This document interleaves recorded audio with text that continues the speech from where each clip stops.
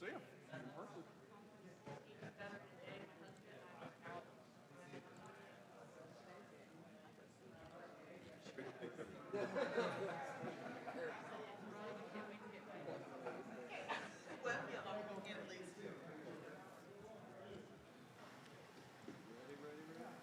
One minute till broadcast, 1 minute till broadcast, and we are now streaming. We are now streaming.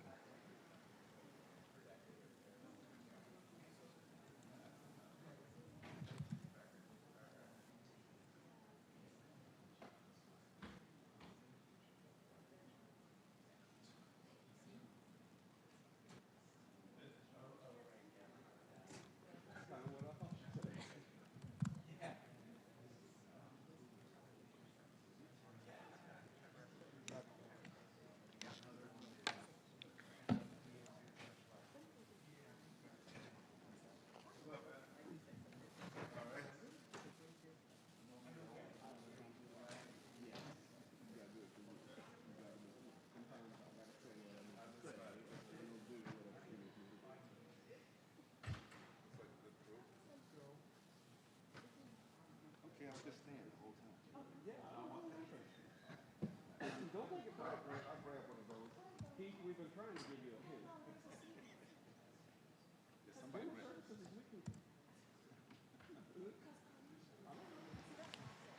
We are now broadcasting, we are now broadcasting, and we are now streaming.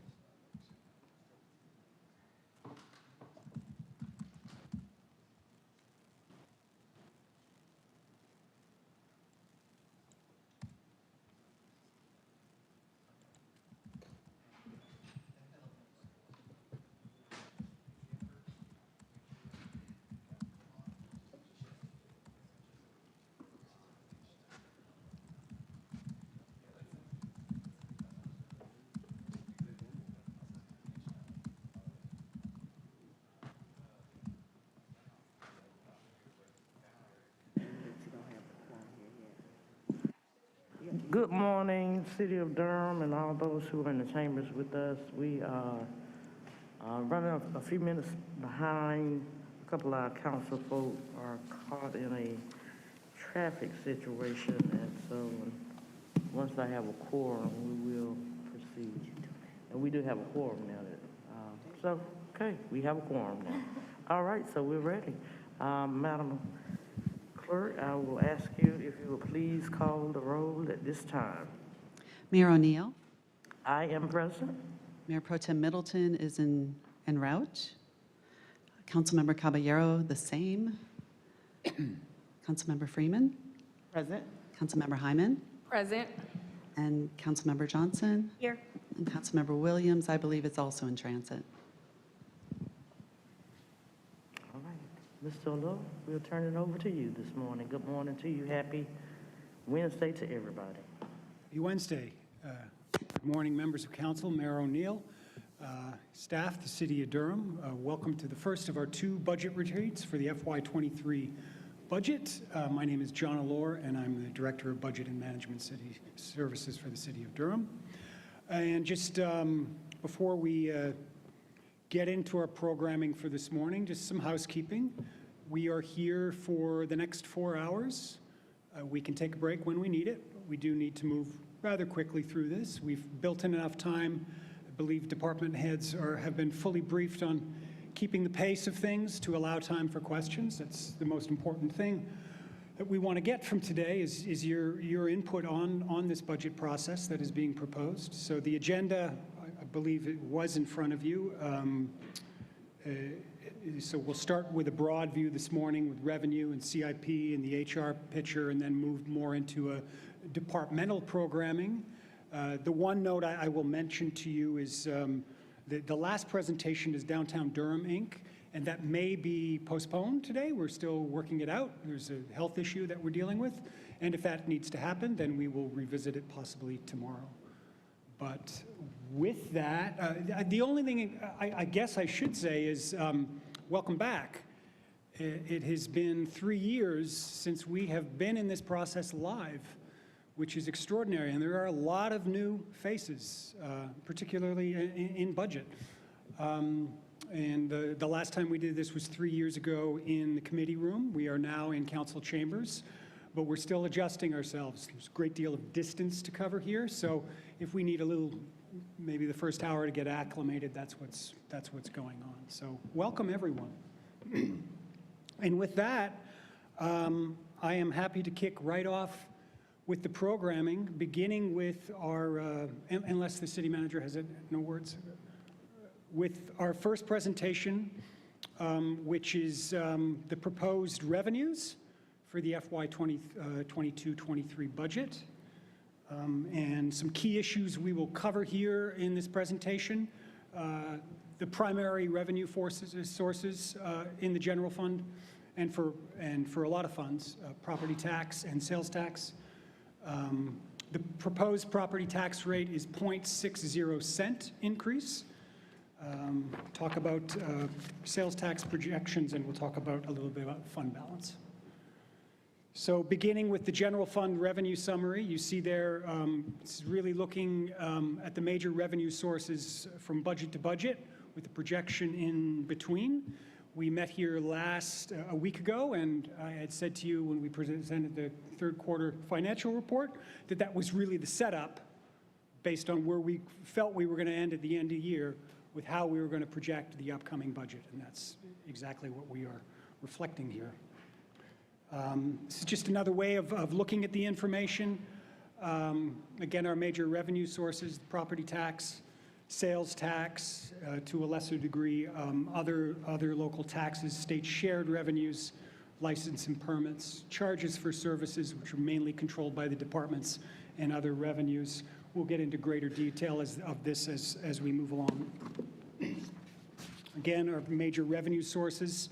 This is just the general fund, but as we've said several times, property tax, we're very, very dependent on this. Counts for about 50% of our revenue. We're projecting approximately 6% growth, which is high. A typical year, we might project 3 or 4%. Other local taxes, the majority of that is made up of, as we've talked about before, sales tax. The property tax allocation, you see before you there, the 0.6 cent increase. There's been some talk about what that actually means. 0.6 cents represents about $2.4 million. And for the average homeowner with medium household, I believe it's $234,000 home, what that really represents is approximately a $14 increase over last year's property tax rate. And you see that's solely dedicated in what we're proposing to the general fund. There are no proposed increases to the other funds that share a portion of the property tax, the debt fund, the housing fund, transit fund, and the solid waste fund. It's just a representation of our property tax base growth, meaning the growth of the assessed value. You see healthy growth here over the last 10-year horizon. And I'd note that the next reval year is slated January 1st, 2025. That's when our partners in the county tax assessor, will do their revaluation of taxes in the city and county. Property tax projections, just another way that we look at it, looking at last year's actual, last year's adopted, what we're estimating for the year we're in, and the proposed tax rate. The main driver here is the real property, actual land and homes, personal property, and then motor vehicles and public utility to a lesser portion. The splitting up of the tax rate according to the funds you see there. We talk a lot about what 1 cent equals. 1 cent on the tax rate equals $3.960291 million, rounded up to $4 million. Another way of looking at property tax, kind of looking at the portions of the assessed value across all funds, the portion of that tax rate, and then the actual tax revenue generated from that assessed value. Factor in things like uncollected percentage, the collection fee, and then you get a net total of the revenue that we're expecting across all funds, and then a total of all that revenue, and then finally the bid. Bid is a separate tax just for downtown. Business Improvement District, you have that there as well. Property tax budget to actual. Again, strong growth. Really what we're looking here at is the red is the actual, the blue is the budget. We have one green slice there, and that's the projection for the year we are in, where we expect to land. As you can see, we expect to land at above budget. It's flat between the actual and the end of year projection because the majority of our collections happen in January and February, so it's pretty much done right now. Moving on to sales tax. Sales tax, as we reported in the quarterly report last week, sales tax collections is very, very good, up 13.3% or $5.9 million compared to prior year collections. The projection for the current year, as we said in Q3, is $83.5 million, which is 9% higher than budget. Very, very good. And based on that, the projected sales tax in the proposed budget is $86.8 million. That's 13.4% increase over the previous year's adopted budget, or a difference, an increase of $11.2 million. And as you know, the sales tax interlocal agreement with the county that we have with them was recently renewed. That's a one-year contract, so we'll revisit it again. Sales tax actual to budget. You see, the tricky line there is the growth, the zigzag that you see, but progressively up. I would just note that spike that you see in 2014 and 15 is simply accounting for the fact that there was a change in what we collected at that time. Gas and electric utility sales tax was then included. It used to be included in a different portion of our revenues, so that's why you see that spike. It's nothing really, it's just moving it from one place to another, but again, just a visual representation of the growth in sales tax. Other general fund revenues, they are less revenue, but no less important. We rely on them. I'd simply point out the utility tax and the Powell bill. They look a little unusual, but that's just based on the current year projections. Although we're projected to collect less in utility this year than we budgeted. On the rebound for FY23, we expect it to still realize 2% growth. So we feel we're going to be healthy there. These are all state-controlled, these revenue sources. Powell bill is another one. You see a spike there in the current year with Powell bill revenues having to do with streets. We believe that's an anomaly. It's not sustained growth. It's a one-time receivable that we got, and we expect Powell bill again to be much conservative, 2% growth compared to last year.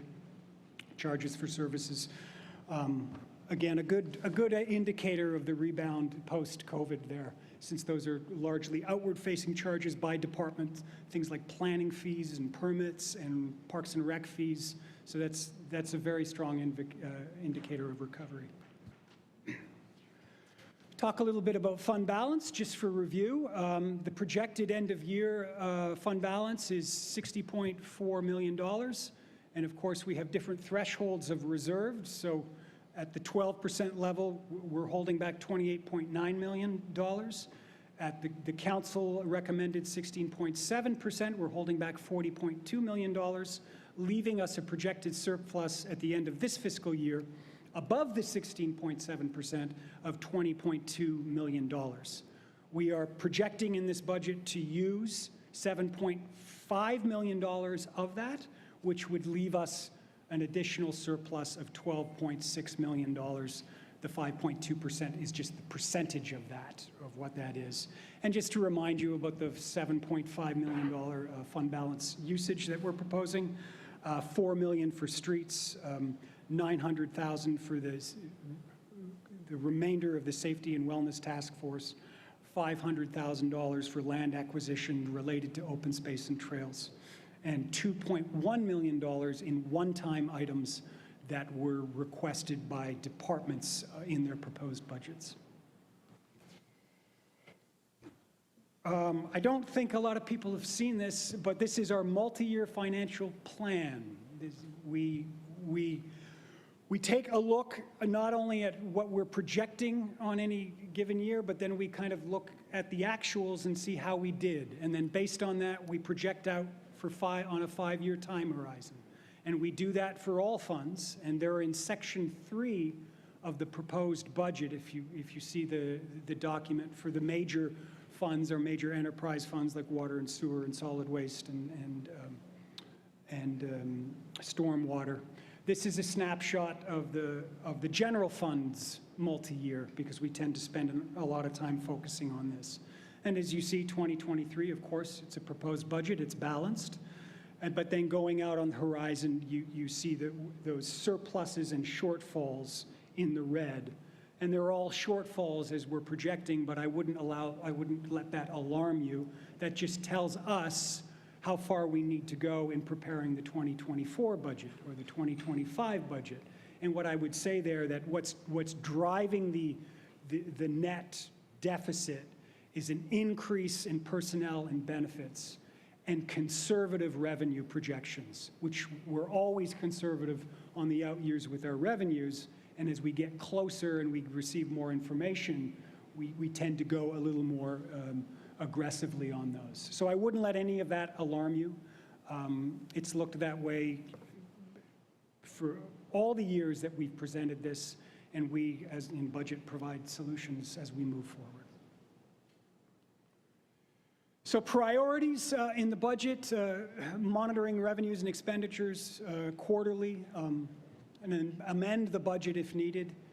The continuation, as I've said, of refining the multi-year financial plans and to improve the projections, and continue to develop the strategies to address multi-year gaps and strategic plan priorities. This is kind of the financial recommendations.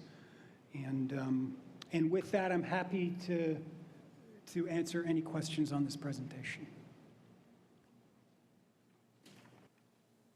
Councilwoman Freeman.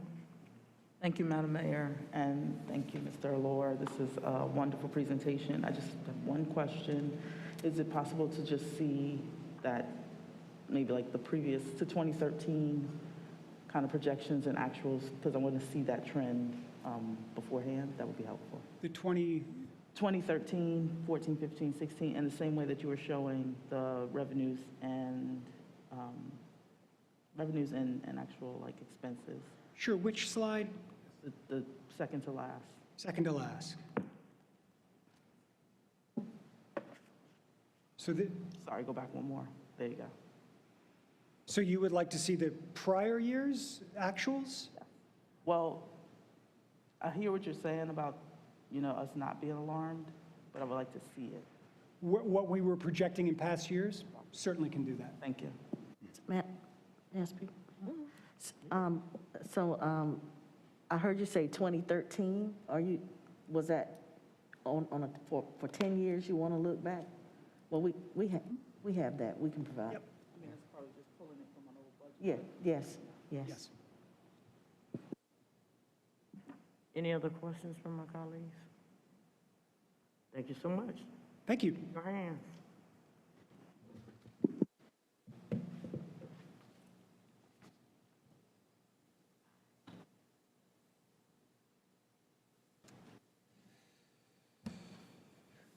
Good morning, Mayor O'Neill, members of the council, city staff and administration. My name is JJ Scott, and I am currently serving as the interim director for human resources. It is my pleasure to walk you through the recommended changes to compensation and benefits. Much of this will seem familiar because we have talked about a lot of it since our initial retreats in February and March. Of course, if you have any questions, please let me know, and I'll be happy to answer. So starting off with some of the highlights.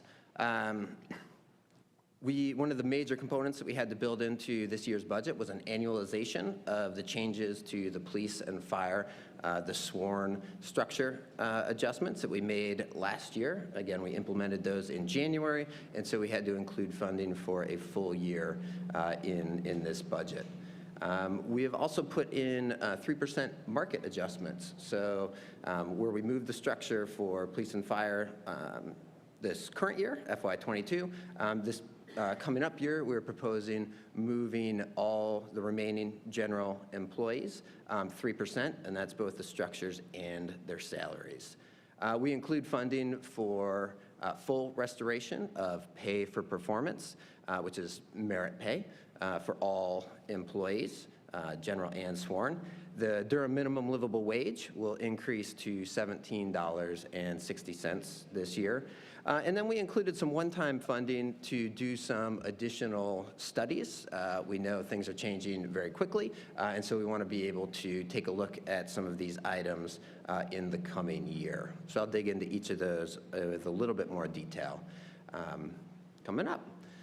So again, here's the annualization of the sworn pay plan. You can see the amounts, and again, this is exactly the same as what you saw that was included in the multi-year plan from the very beginning.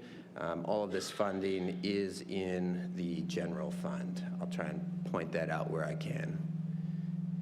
And I apologize for the resonance here. All right.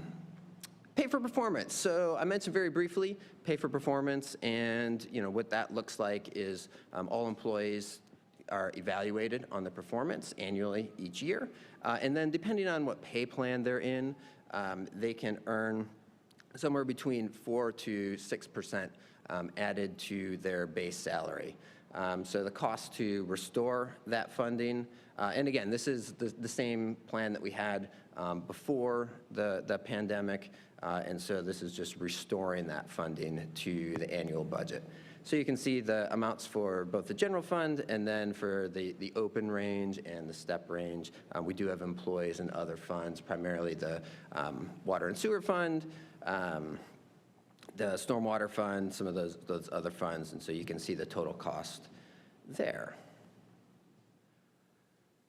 I had mentioned that we are also moving employee structures and the commensurate salaries by 3%. And so again, that's going to change the minimum and the maximum for each job in the general structure, by this amount. And so that will strengthen our hiring. It'll give our long-term employees a little bit higher that they can earn on their base salaries. And by moving the existing employees the same 3%, we prevent some compression at the bottom of the range. So we're not moving the minimums up and trapping people down below. So this illustrates the cost. And then at the bottom, you can see the timing. So how employees will see this play out over the course of July. So we're going to move everybody to 3%, the general employees, the 3% first, that first paycheck in July.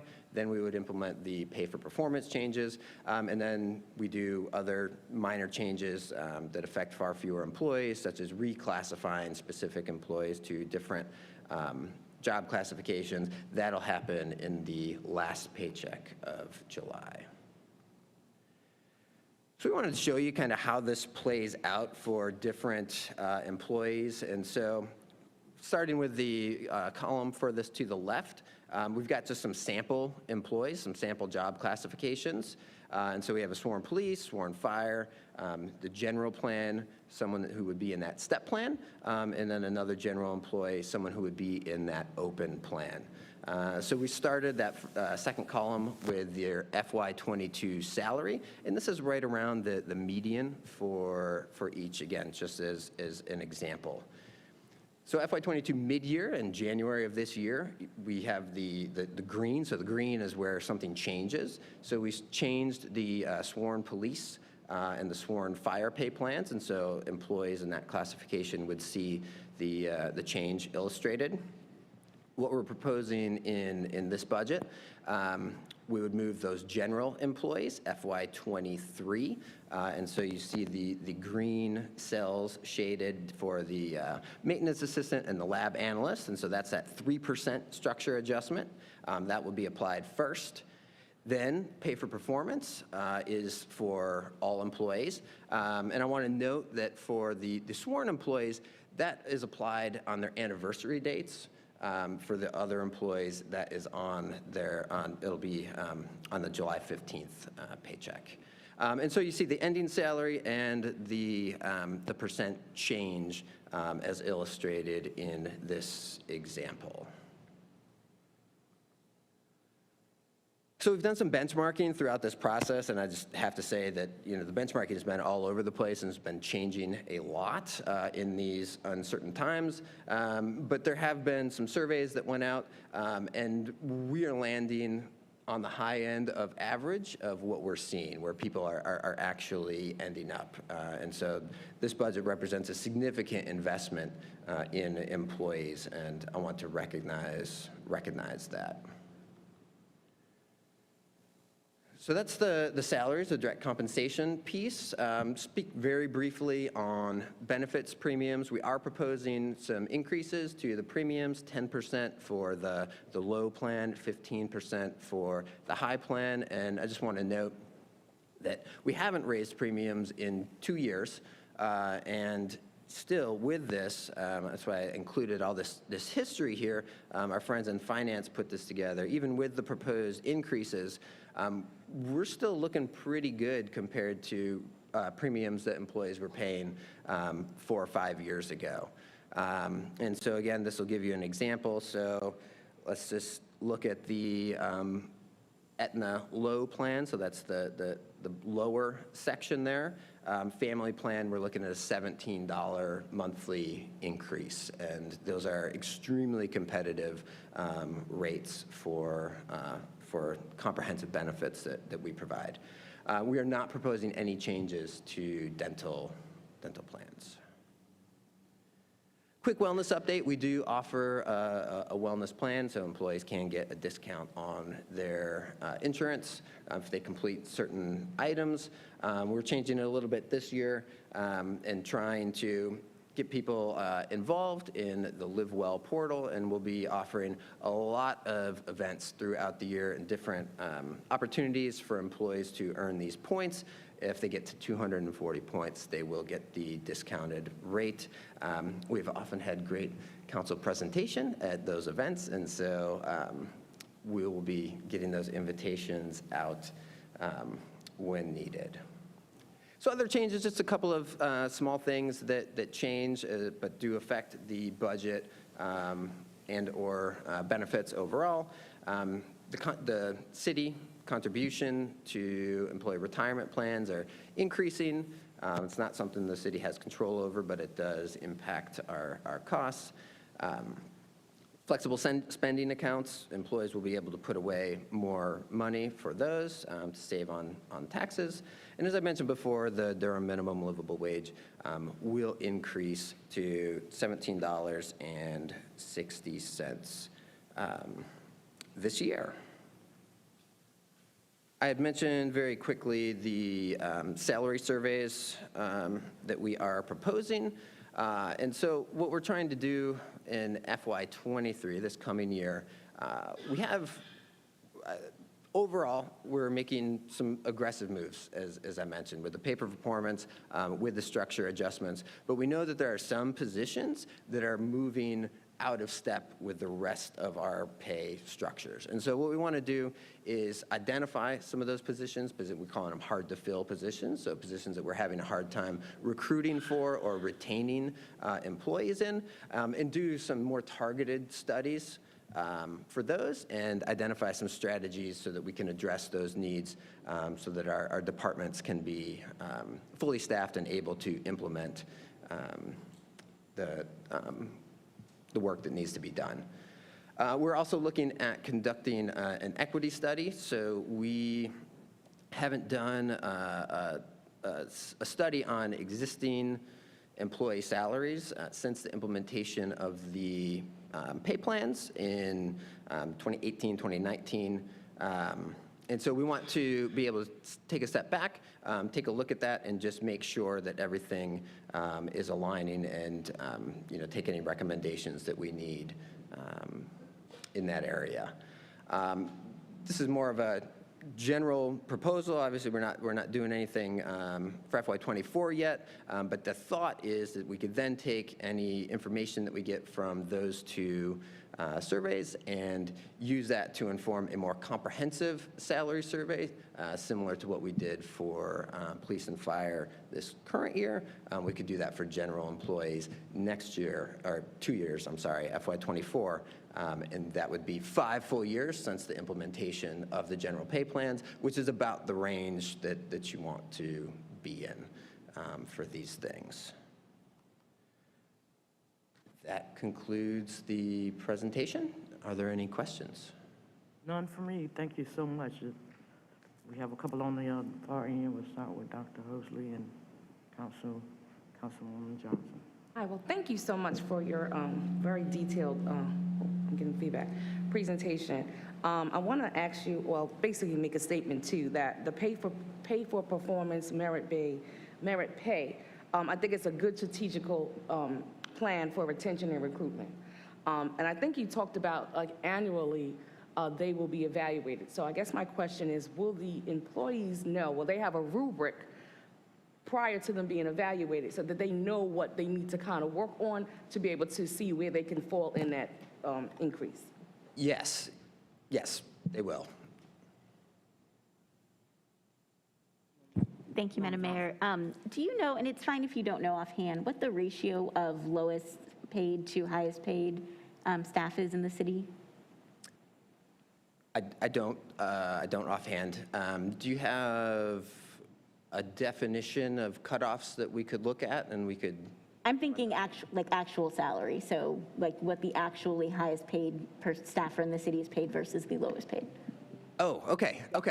So you're just looking for for that ratio. Yeah. I do not know that, but we can absolutely run that. That'd be great. Thank you. Staff is probably doing it right now.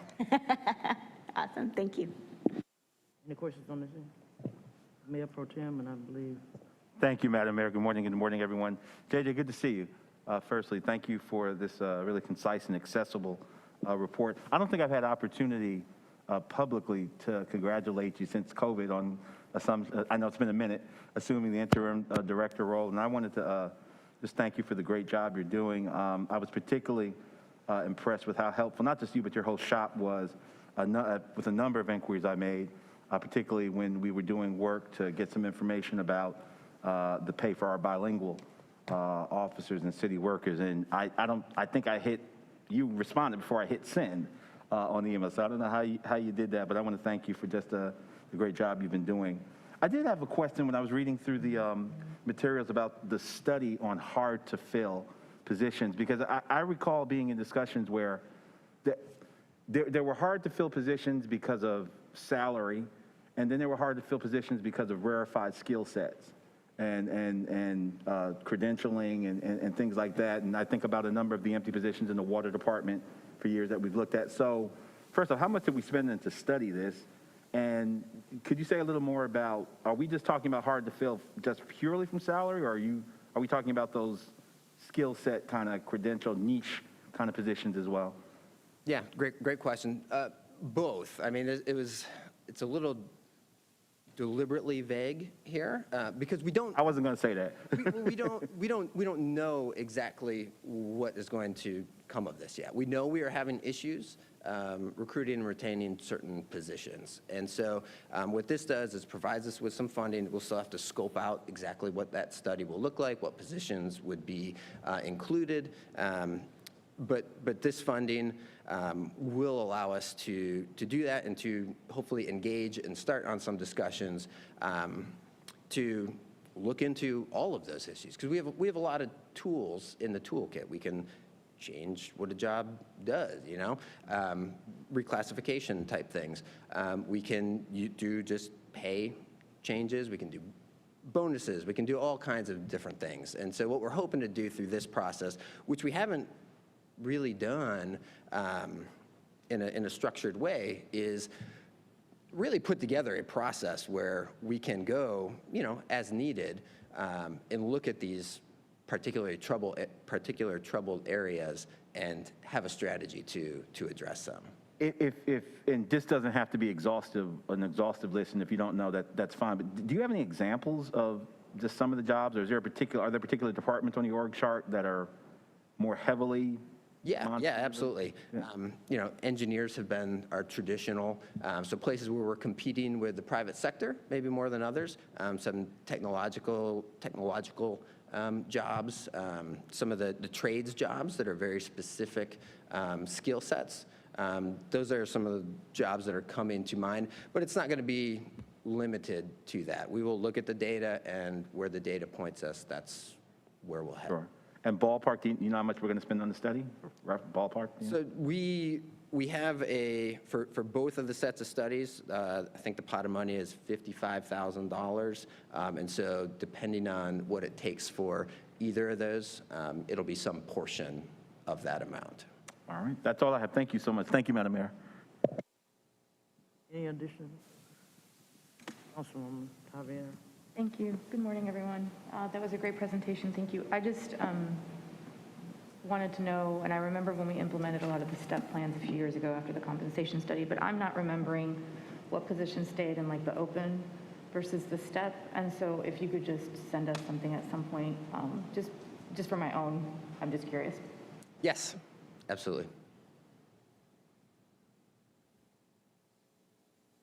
Any further questions? Thank you. Thank you so much.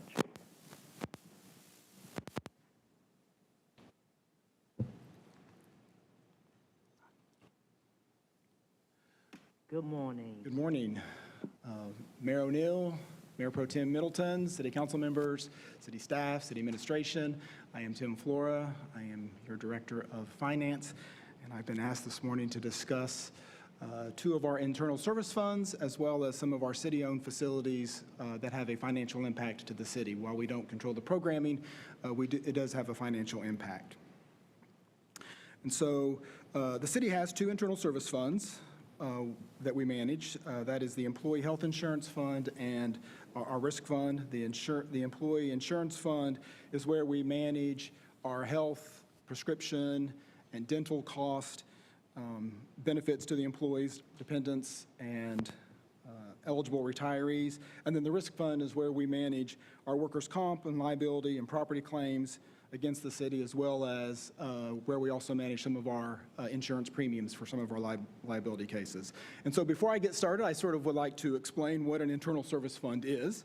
So an internal service fund is where local governments sort of, excuse me, manage either a benefit, a good, or a service internal to the organization with the intent of it being on a cost reimbursement basis. So where we're trying to get it at zero cost with the goal of sort of breaking even. And so when I say break even not necessarily in a current year, but over a period of time, our goal is to sort of break even. And so thus not making a profit, and that's where we sort of generate additional savings. So it's a cost-effective way of managing some of these larger benefit programs that we have. So to start, we will talk about our employee insurance fund. So we are self-insured for our health, dental, prescription for all employees. dependents and eligible retirees, and so the city pays for the claims. The split of the cost for that is the city picks up 91% of that tab versus 9%, which are paid by the employees through payroll deductions for insurance premiums. So we are in the business of local government, so we are not healthcare experts. Therefore, we contract out the administration of the program to the experts. And so in this case, Aetna is our healthcare administrator. And to help us make sure that Aetna is doing their job, we also have advisors that we work with, independent advisors, to ensure that we are getting the most effective and efficient use of our resources. And so the health administrator really does sort of deal with they pay the claim, so we are self-insured, so we are ultimately on the hook for these claims. But the healthcare administrator, they administrate the program, so they pay and manage the claims. They provide the customer service to the employees, as well as, because of who they are, they also have pre-established networks with healthcare providers and contracts, so we can maximize the savings through their contracts that they have. We do have a stop-loss insurance, so if a cost of any one individual exceeds $250,000 in a year, we have a stop-loss insurance policy that will cover some of those major cost of insurance there. In FY22, our projected health claims, which includes our prescription drugs, is about $42 million, is what we're projecting, $42.5 million. Broken out by our medical claims of $27.6 million and our prescription drugs of $14.8 million, with our dental claims just a little bit over $2 million.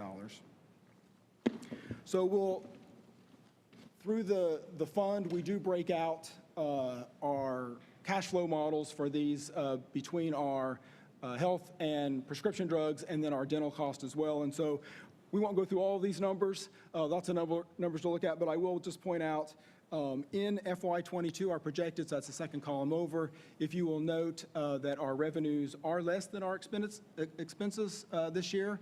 That is, one, as JJ had just mentioned, we did not increase premiums for employees last year because we didn't know what that impact of COVID-19 was going to be on those, so we tried to hold those premiums level. In addition, we did have some unusual or one-time costs for the COVID-19 impact. So the testing program is that. And so we did have a deficit of a little over about $3.5 million last year. And so again, like I said, our goal is ultimately over an extended period of time to break even. And so some years you have deficits, some years you have surpluses. This year just will happen to be one of those deficits. But the good news is we have fund balance in that, we have reserves in that fund to help cover those costs. So while we will take a hit this year, we expect fully to recover those in the coming years. Secondly, I would just like to point out next year from a budget, again, where we tried to break even, our revenues sort of equal our expenses of around a little over $47 million. Part of that, if you notice the expenditures from 2022 to 2023, it's just a slight increase. That's because we will realize some of the savings from those one-time COVID-19 costs that offset that, and then our increase in revenues will come from that increase in employee premiums for this year. The dental, sort of not much to discuss there. It's pretty flat. It's easy to manage and predict. About $2 million this year in revenues, $2 million in expenditures. Slight growth increase over the years, but again, dental costs are really pretty easy to project and maintain, so not much to discuss there. Our second internal service fund is our risk fund. And so this is, again, self-insured. We are self-insured for workers' comp claims, liability, and property claims, as well as this is where we pay our insurance premiums for the higher claims that we know we can't afford. And so these are funded from payments from the general fund and our enterprise funds. So again, these are internal service funds. And so I want to make clear that these are not additional costs to what we are already budgeting for in our general fund and our other funds. And so departments basically are paying the internal service fund to manage these benefits and costs. And so in the general fund, contributions for, and enterprise funds contributions for FY22, we're looking at about $8.6 million with our worker comp claims for 22 being about 2.6, and projected liability claims of about $2.7, $2.8 million, and then I think about $2.2 million in insurance premiums, additional insurance premiums we pay. So I will point out that for the insurance, the risk fund, that the funding and expense projections are based on routine and predictable claims, and so those one-off liability suits that come out, claims that come out there that are sort of major, we don't budget for those in this fund. Those are addressed individually with council. It's really sort of hard for us to project those costs. And so just briefly looking at the cash flow summary, nothing really to point out other than in FY22, it looks like our revenues are going to be just a little shy of our expenses. Again, it's going to be flat. One thing I will point out, if you look at the bottom, though, it would appear that we have a pretty large fund balance in the risk fund, and so we anticipate ending FY22 with about $10.3 million. But we have an actuary that we use, and we are required to keep a certain level of funding, and so the actuary calculates what that reserve balance should be. And so pretty hard to explain exactly what it is, but how I explain it is sort of claims in process is what it is. And so that's what they look at as, if things were to stop and we had to continue to pay out the claims that were against us, that is what that actuary study does. And so at the end of the day, when you look at our surplus or our reserves for that fund, we're right around $2 million, and we will hover around that area to cover any surpluses and shortfalls that we have in coming years. So now I'm going to sort of pivot from our two internal service funds to our some of our city facility management issues. So we have city-owned facilities that we don't necessarily control the programming, that are housing these operations, but they do have a financial impact to the city. And so I will briefly walk you through those. So there are 6 city-owned facilities with that financial impact: the Durham Arts Council, the Carolina Theater, the Durham Athletic Park, the Durham Convention Center, the Bulls Athletic Park, and then the Performing Arts Center. So I'll just briefly touch on each of those individually. So the Durham Arts Council, again, city-owned building, but it is a nonprofit that is in there that provides the programming. The nonprofit pays the custodial, the routine repairs, and the programming and operating expenses. The city is really responsible for the capital and the building envelope with an annual payment of about almost $705,000. Pretty much a similar situation with the Carolina Theater, again, a city-owned building. It's a nonprofit that provides the services there. They pay the custodial, the routine repairs, operating expenses, and the city pays for the capital and the building envelope with a financial impact to the city of about $692,000. The Durham Athletic Park, this is the old ballpark that we have, and so we have a contract with the Bulls where we give them $119,000 a year to manage and maintain the park. They pay for the maintenance and repair expenses up to $6,700. Then we cover the additional. They schedule the field, they keep any rental income, and they also pay all of the operating expenses for that facility. So the Durham Convention Center, this is a joint venture between the city and the county. So we split the surpluses or the shortages for them. And so we have an operating agreement with Spectra Venue Management to run the facility. And so there's a base management fee, and we won't go into all these details for lack of time, but there is a management fee, and there's a fee structure where they get the revenue stream to pay for their operations, and there's a cap on that. But what I will say is Spectra took over in 2012. Prior to that, We had a different management company, and so we were suffering, I think the highest loss was $1.4 million. Spectra came in 2012. The losses went down to $300,000, which then was subsidized split between the city and county. Spectra did an amazing job. They worked their deficits down, and in 2018, we actually had a surplus. So we were very excited about that, and that happened again in 2019, and then unfortunately, COVID-19 hit, and sort of that impacted their operations pretty severely, where then in 2020, they had a loss of $423,000, followed by a substantial loss in 21 of $938,000. They are recovering, so that's the good news, the silver lining. But this year's loss is projected to be about $596,000, again, subsidized by a 50-50 split with the city and county. I think we've budgeted that same loss for next year because they are sort of rebuilding their programs. And the one thing about the convention center is programming with conventions is sort of several years out. And so while we are very hopeful that there's going to be recovery next year, we're still sort of working on those out years, or they are working on those out years to get some of those bigger conventions back. And so we very much are anticipating, hopefully by FY24 into 25, that we will not be seeing those deficits, but we will actually start again seeing some of those surpluses. Again, there's agreements. This is just some more background. I think I've kind of covered a lot of that. And so we'll jump into the Durham Bull Athletic Park. So again, city-owned facility. We built the facility. We financed, we have debt service on that facility. We pay a major portion of the capital needs that that has. They pick up some of the management, the Bulls management picks up some of the capital costs. We pick up the majority of those capital costs. They also cover all their operating costs.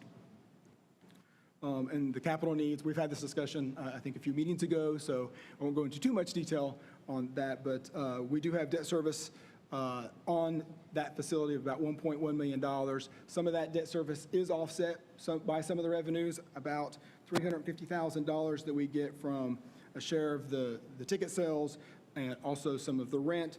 But we do subsidize that fund from the debt service fund and the general fund to the tune of about $1.15 million. That brings us to the Durham Performing Arts Center. So we'll, from my standpoint, from a financial standpoint, a success story because it has been a good venture for us. We have an operating agreement where it is managed by a management company. They deal with the programming. They pay all the operating cost. We pay a management fee, capital expenses, and the debt service from the construction of the building.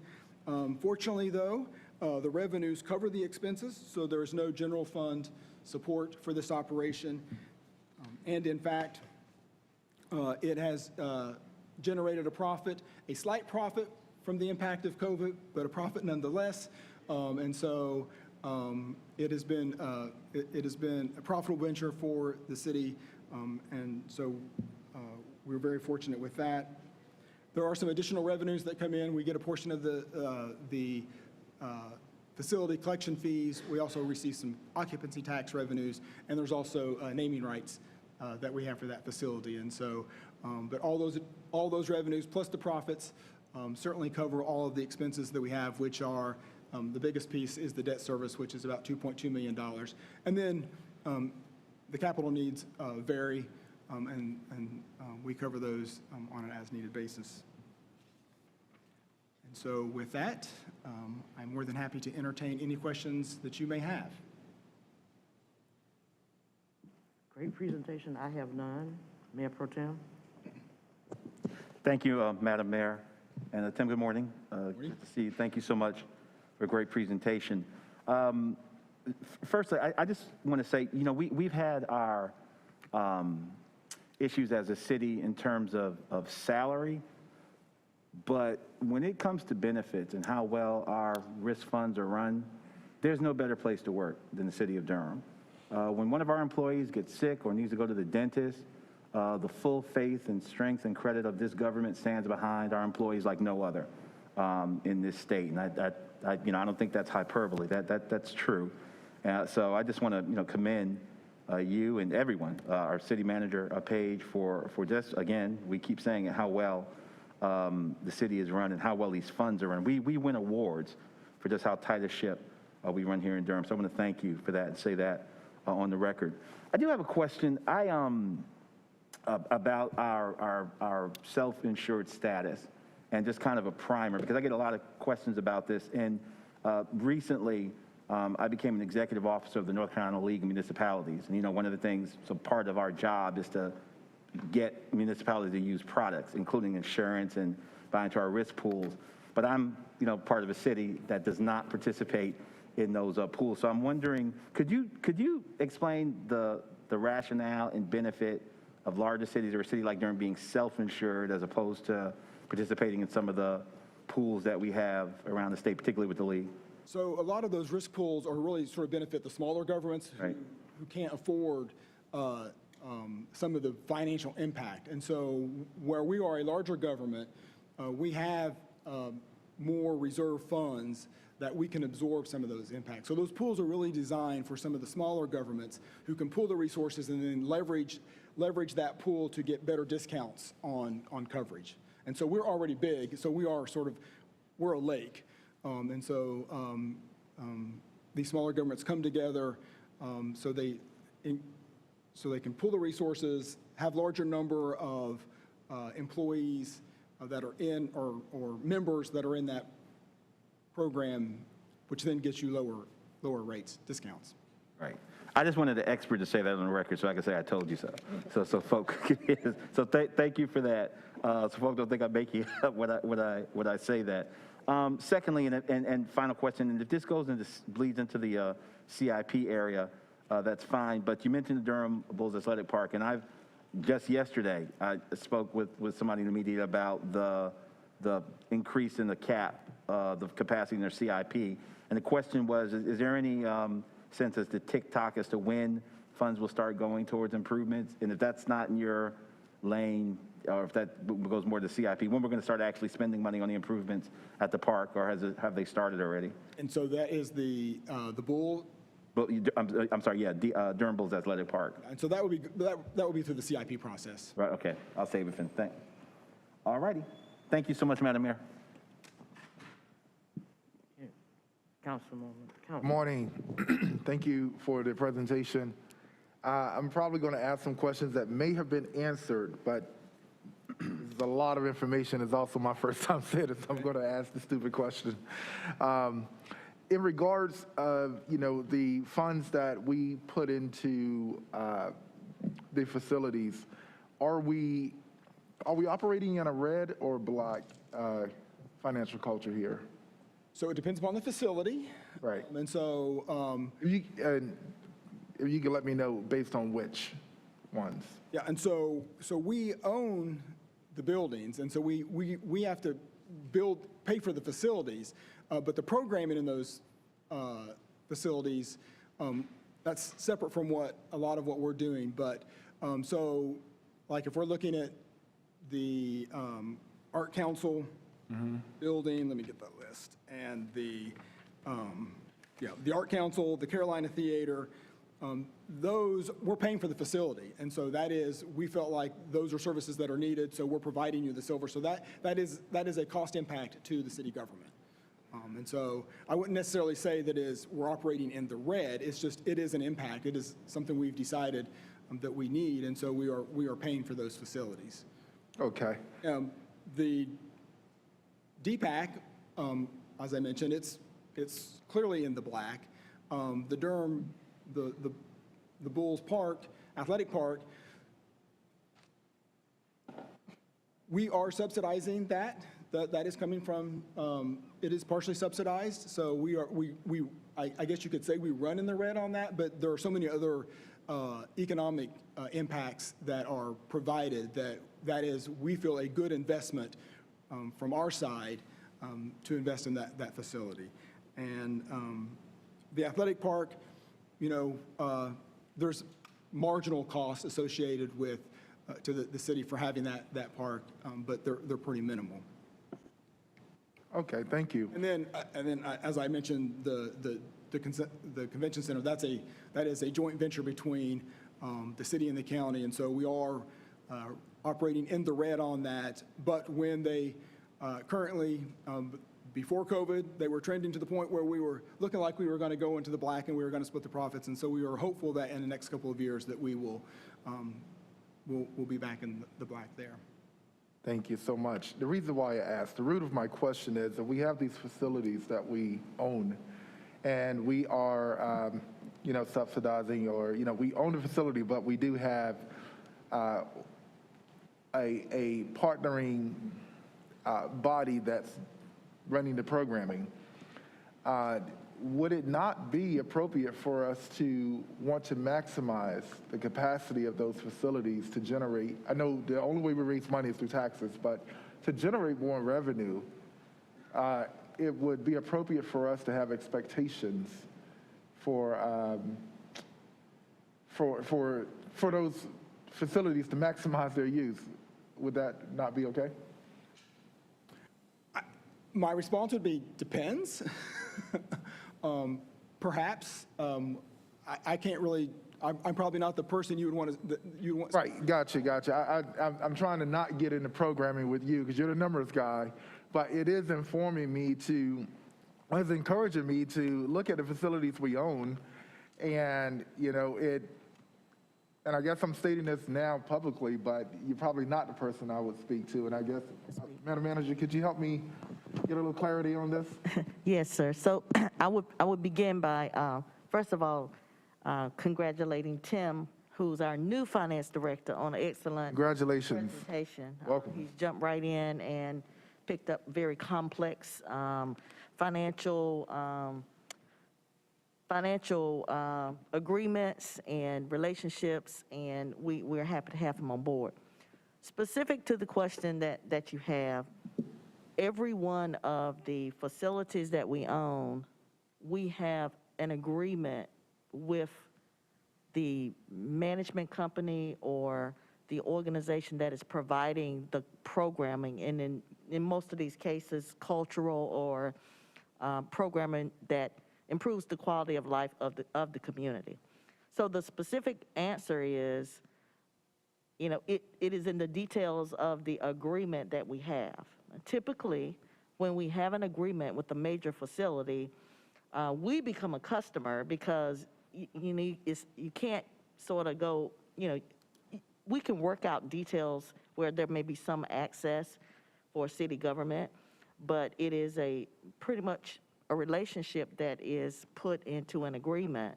So what you're talking about potentially could be reviewing the agreements to determine whether or not the best deal is there for now. And I would say we do that on a regular basis. Some of these agreements are very long-term, and the terms of them have been set for, multiple years because of the nature of the operation.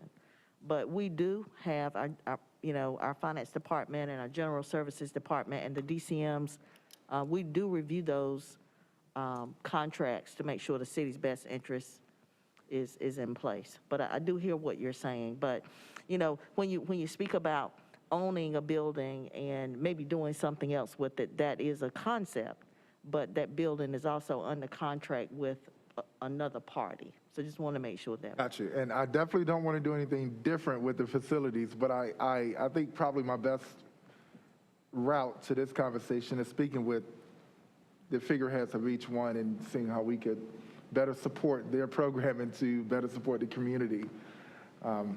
Thank you so much. Any other questions? Councilwoman Freeman. Thank you, Madam Mayor, and thank you, Councilmember Williams, for, I guess, kind of directing the question out. I would say that I know that if we're looking to make the convention center, for instance, a success, that it's going to take more than where we are with our current contract. And so I'm not sure if it's built into the current budget or not, but looking at, I guess, maybe figuring out what is possible might be a part of that conversation. And so just figuring out, more than just talking with the figureheads, having funding to figure out what is possible might be a good way to move forward. Just knowing that, you know, the facility, I don't know, was it built in the 90s, early 2000s? Was competing with a different market than where we are today. And so just acknowledging that, you know, being able to hold a certain number of people gives us a benefit for the DPAC or the BPAC or the athletic field. And all of those are our facilities. And so if there's a way that we can kind of improve our revenue by building up or building out, I would definitely love to have that conversation. So, thank you. Thank you so much. Any other questions? Thank you again. Great presentation.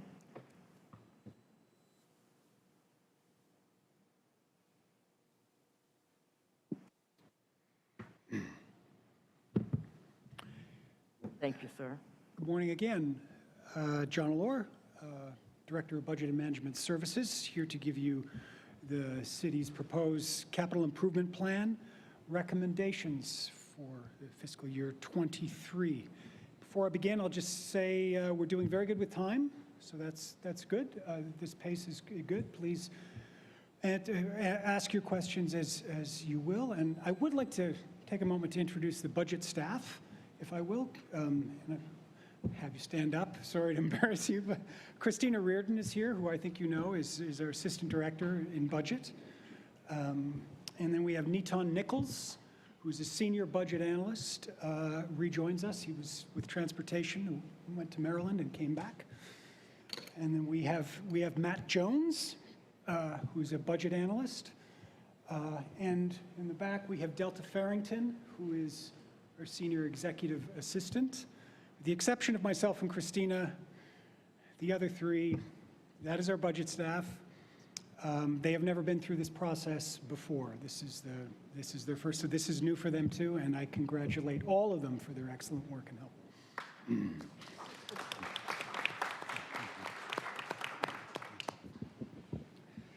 So the CIP funding plan. And if you've seen this presentation, you've gone through it, and some of it looks familiar. Some of it you certainly did get at the retreats. However, we have a new council member and 3 new council members, a new mayor. Repetition is always good. If it seems like it's a Frankenstein affair of several presentations, you're right, it is. Focus on ranking of all projects using an equity scoring metric. This is new for FY23. We had never done this before, and there'll be some more details about that. Continuation of the funding for green and equitable infrastructure projects. And of course, you'll hear a little bit more of that from DCM Bertha Johnson when I'm finished here. We still need to determine the council priorities with those projects.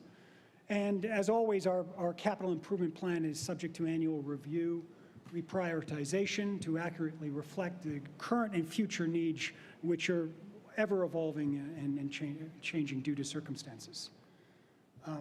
An overview of what the CIP process looks like. It's staggered. It starts a little before the annual budget process. We begin the budget process in January. CIP begins the month before, typically in December. So this year it began December 16th, 2021. We had a kickoff and introduced departments to this concept of new equity scoring. All requests were due on January 28th. We had departments present their recommendations to internal scoring committee and resident group of participants. We made recommendations to the city manager in April, and here we are now in May. So a little overview of this equity and budgeting process. This journey began almost immediately at the conclusion of this process last year. We went in and went on a fact-finding mission with several, not only the community stakeholders, but also with sister departments and stakeholders in the city. We looked at a lot of models from across North America, I believe Canada as well, and we settled on we chose to call the Oakland model. They seemed to be doing something that we really liked and thought we could find I guess, a lot of support for and something we believed in. So that's what we focused on. Developed sub-factors that aligned with citywide equity tasks, force, and efforts. And of course, our equity and inclusion department was included on this. Sharon Williams worked along with us in lockstep beginning last May, all through the process. We surveyed PB delegates, comp plan ambassadors, ARPA survey respondents, and in particular the Bragtown community to see if we were on the right track, what we were doing. And we incorporated all that feedback into what we eventually came up with. So the prioritization factoring, we've always done scoring in CIPs. We just changed the way we did the scoring this year because we really felt that our scoring had become outdated. And the chief element, these are all the factors, but you see equity on top, health and safety, economic prosperity, the environment, community building, internal collaboration, community collaboration, the project readiness, legal and regulatory issues, and resource management. Identifying demographics and disinvested areas. So we worked closely using training up departments on the use of the neighborhood compass. Many of you know this tool to be able to understand what demographic information was telling you. And again, as I say, all of this was supported with our partners in equity and inclusion. So this is an example of what, I don't want to get too much in the details of this, but to say what the scoring sheet actually looked like.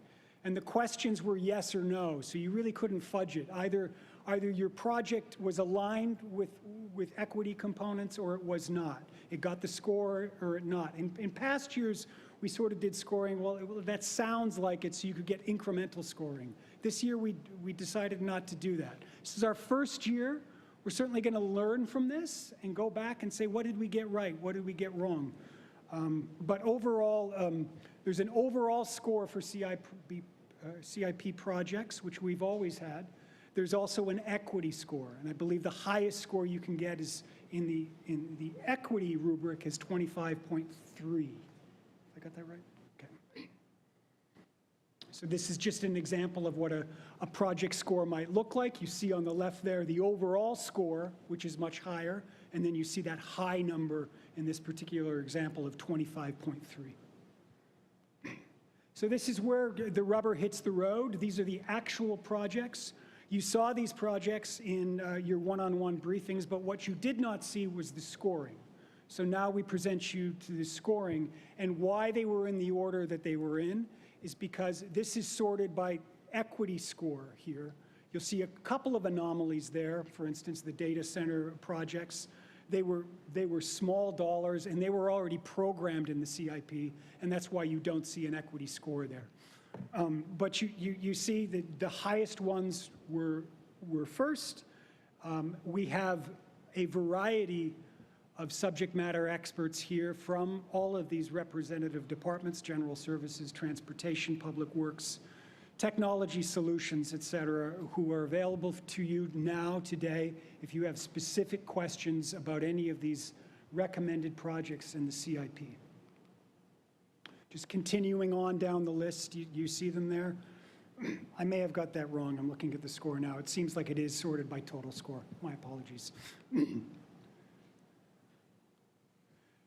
So $19 million worth of general fund projects being recommended. You add to that the $9.6 million of IT projects, and you get roughly $28 million of general fund projects. Of course, the large number there is the next generation ERP project. That's the Enterprise Resource Planning Project, our new financial system for the city. Currently, we are on Munis, and currently we are on a journey to replace the ERP. So that will be a multi-year enterprise project that we are undertaking now. We have other enterprise funds.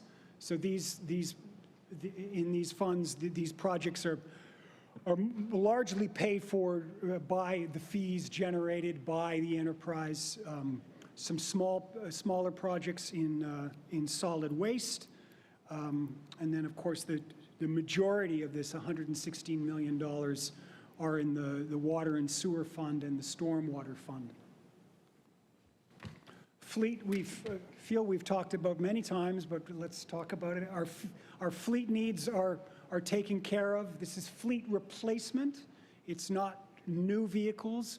New vehicles you would probably see in that $2.1 million from fund balance I talked about in the earlier presentation. But this is maintaining what we own. So you see a lot of that has to do with general fund vehicles, $10 million, and then the other funds have various vehicles needs as well. I don't want to forget about the half-penny funding, and we'll talk, as I said, more about this. But again, a reminder that the half-penny remains set aside for equitable and green projects. In no way is that revenue a source for anything that we were recommending here, but it is accumulating for when we do have a recommendation to come forward. And again, this is looking at where can you find more information about the current CIP, and once, hopefully, this plan is adopted, the new projects. We have something called CIP Project Viewer that we've worked over the years very, very hard with our partners in technology solution, particularly in GIS, to come up with an actual mapping of where our assets are around the city. And this is just the web address is later in the presentation. If it was on Zoom, I would just send it to you, but oh well. But this is a tool for the community to go in and see where the assets are. And as you would imagine, geographically mapping assets is a very powerful tool. Geographically mapping assets is a very powerful tool. So just an example of the mapping, and you can sort by project. You can go into granularity of where they are, where all the projects are, and there you go. That's, I think in your packet, if you click on that link, it will take you right to CIP Project Viewer. I don't want to forget that that is a tool not only for council, not only for staff, but for the community. That is for everyone. And a little brief, but that gives us time for questions, which I'm sure you have many. Thank you so much, Councilwoman Freeman. Thank you, Madam Mayor. And I just have to say, I am overwhelmed with joy at this moment. I had the benefit of serving on the CIP prior to serving on council and having a great teacher in Miss Christina Tooks. And I want to say that we started that conversation around how to factor equity in 1 year, and I've watched it blossom, and I'm very proud to say that, I just owe a lot to you, Christine. I know you've taken on a lot over the years. I will say that the one thing that kind of sticks out, I'll say, John, I know you're not a man of color, but just go ahead and say the thing, and acknowledging that when we're talking about equity, race is a factor because of how it shows so clearly, the disparity. It's not like you're trying to advantage one race or another. It's really just trying to see what's happening and trying to address where the disparities are. And so I appreciate the way that you're breaking it down. I would just say go ahead and call out race, class, gender, ability, disability, however you're trying to state it, because what I'm concerned about is as we do start to actually implement, we'll lose sight of that as it shifts, but it doesn't quite get addressed, and I don't want us to lose that. So that's just the one thing. And I would also add, I've got a little list here that I've been accumulating. I noticed there were 12 projects on hold and 5 delayed. If you could just speak to briefly, I guess, how you're tracking or whether there are equity factors in that would be helpful. It doesn't have to be right now. Okay. And then I would say that as the city is kind of shifting, where we used to be majority minority for, by race, we're now shifted to be majority white. And so that's also going to have an impact on how these factors play out in the subgroups. And our poverty rate, I'm not sure how that would factor into this, but I know when people say that, we have an unemployment rate below 2%, but we have a 17%, poverty rate, that has to be a part of this conversation as well. And so I really appreciate the longstanding kind of outward-facing equity conversation. I want to figure out what it looks like to do the same on the internal side with staff.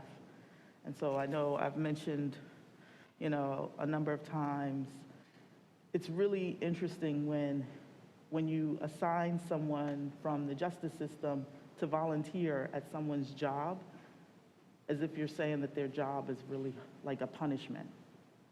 And so just noting, like, there are projects in this queue that have been sitting there for a long time that are punishment jobs in that sense. And I want to make sure that that's addressed. And then lastly, on the stormwater side, I really want to figure out what it looks like to address the existing sites that won't have new construction or what have you, because that's still going to be a factor. And so I'm not sure, I know today is not that time, but I'm not sure, but if you can offer some suggestions, that would be helpful. And that's about it. Yeah, on that last point, I will.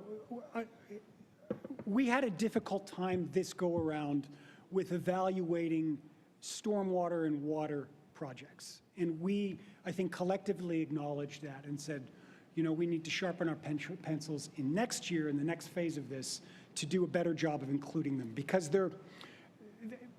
of the ongoing nature is part of it, it's not something new that you can sort of, that has a lot to do with it. You see, when you look at those titles for those projects, you see the same titles that you saw the year before and the year before and the year before. So it's hard to get a handle on them.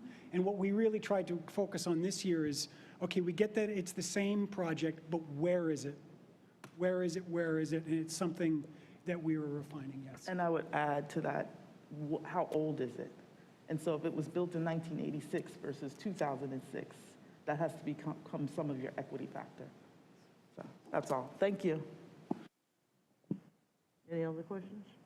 Mayor Pro Tem? Thank you, Madam Mayor, and I thank Councilmember Freeman for, I think, raising some really salient points and asking some important questions. So I was reading through the materials, and over again, I just got excited over again. Just congratulations on the work you're doing. It's sometimes really easy to get kind of caught up in the government speak about this stuff, but I do hope that you'll take time to step back and recognize just how transformative this work is, and Durham is leading in this. One of the proudest things, proudest experiences I've had since being on council is to have colleagues from other cities ask for Durham to come and present on what you're doing in terms of equity, in terms of transportation with an equity lens. And I will say that there's a part of equity discussions that's real civil and polite until you start spending money or until you have to start switching things around. And the key question is, did our CIP list and our priorities change after we applied the equity lens?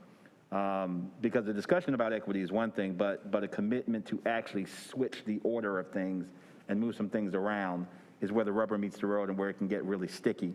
And I'm very proud of Durham that when we applied that lens, we didn't shirk, we weren't embarrassed, we didn't make excuses. We recognized that, hey, there are some things we need to reprioritize in our CIP plan, and we're done that and we're doing that, and that's what it looks like. That's the hard part of the work of equity. So I'm really, really excited. I'm also excited that, and I know we're going to hear from Director Johnson about the equitable and green infrastructure funding building up, that we're not segregating that. We're not saying because we've got this fund building up, we're not going to apply an equity lens to our ongoing, already established CIP plan.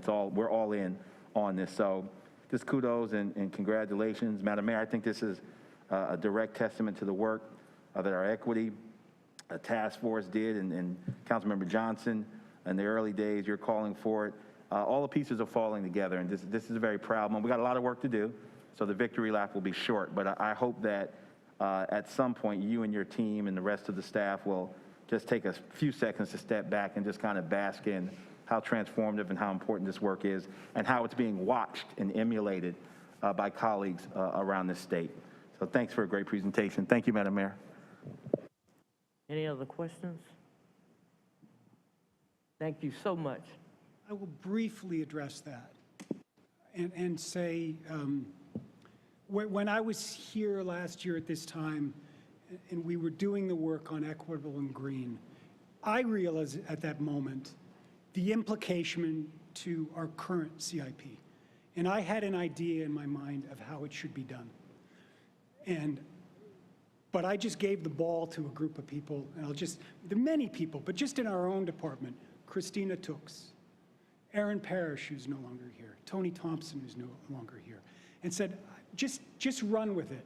And they came up with something that was far better than I had in my imagination. And I think that's the way you do it. And it's probably one of the proudest things. That's it. Great work, great work.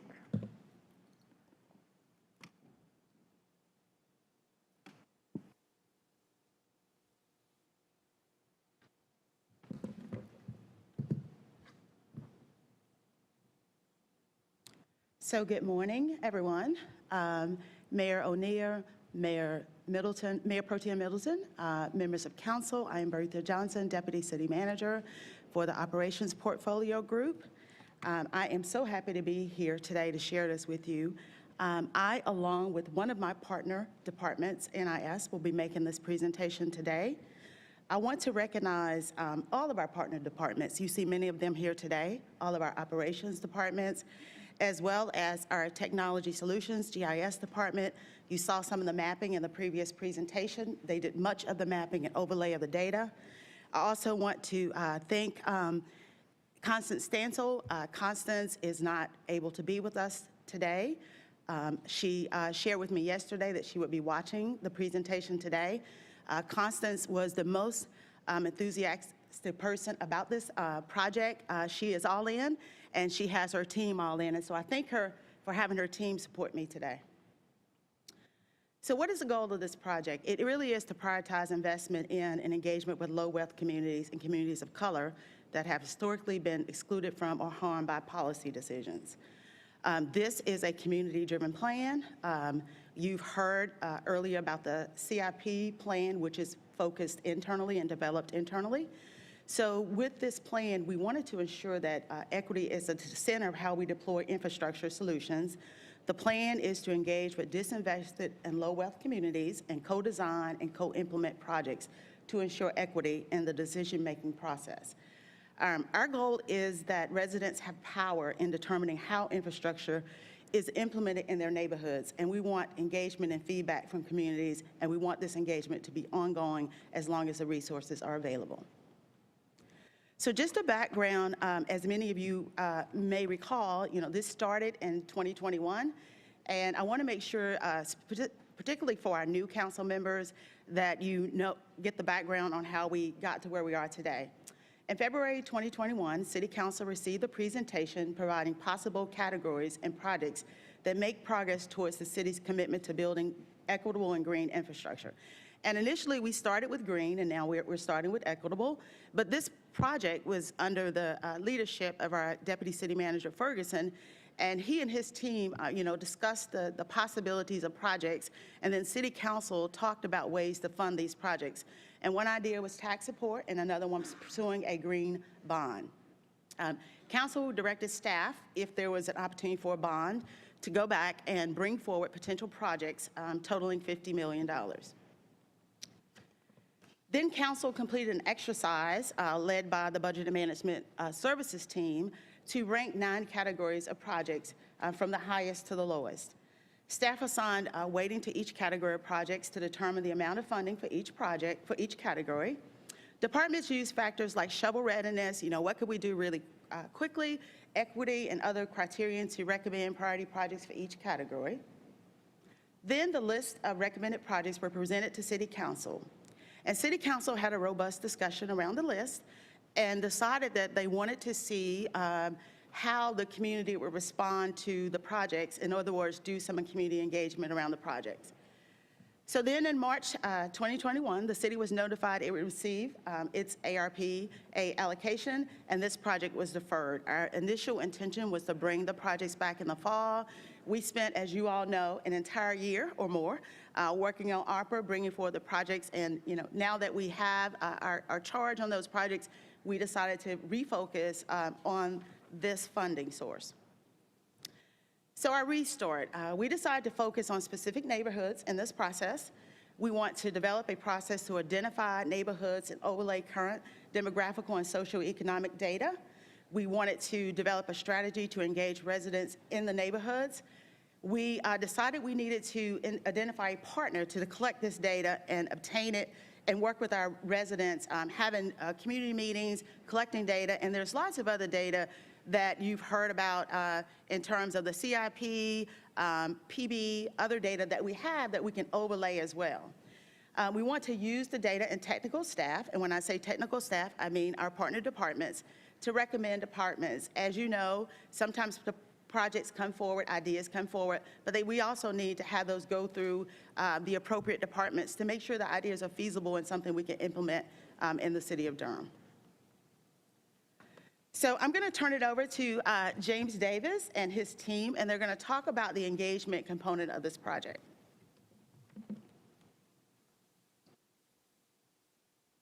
And good morning, Mayor Pro Tem, Council, City Manager Page. I am James Davis, Assistant Director for Neighborhood Improvement Services, and as Deputy City Manager Johnson has stated, Director Constance Stansel really wanted to be here but is unable to be here. So I want you to know that she is highly invested in this process of engaging the community regarding funds for infrastructure, specifically for our low wealth, low resource neighborhoods and those communities that have been historically underserved. I like to say that the NIS department and our community engagement division, we're a multilingual, multicultural, relationship-building organization. Our core engagement team for this EGI, the Equitable and Green Infrastructure Program, includes myself, Director Stansel, Tanu Gupta, who you'll hear from in just a moment, our entire community engagement team, and then we have 2 NCCU interns that's going to join us next week, and they're going to be tasked with some great work around this EGI engagement process.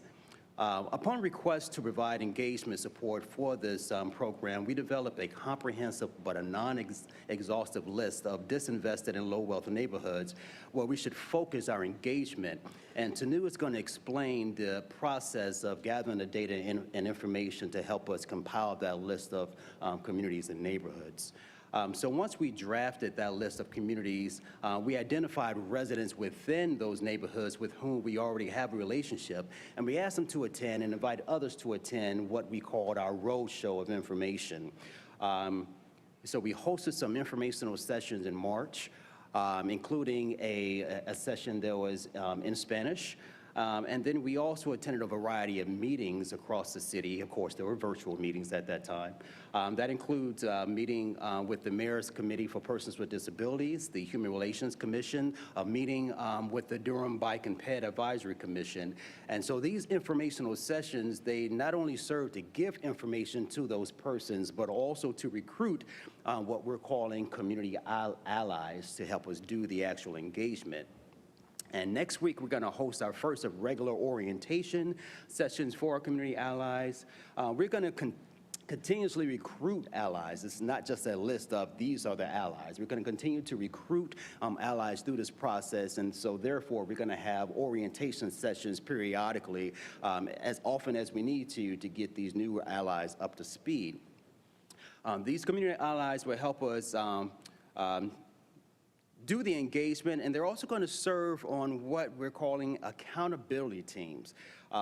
Those teams will not only hold us to task, but they will also report our progress and updates back to their communities. So the community allies will start their engagement after the orientation.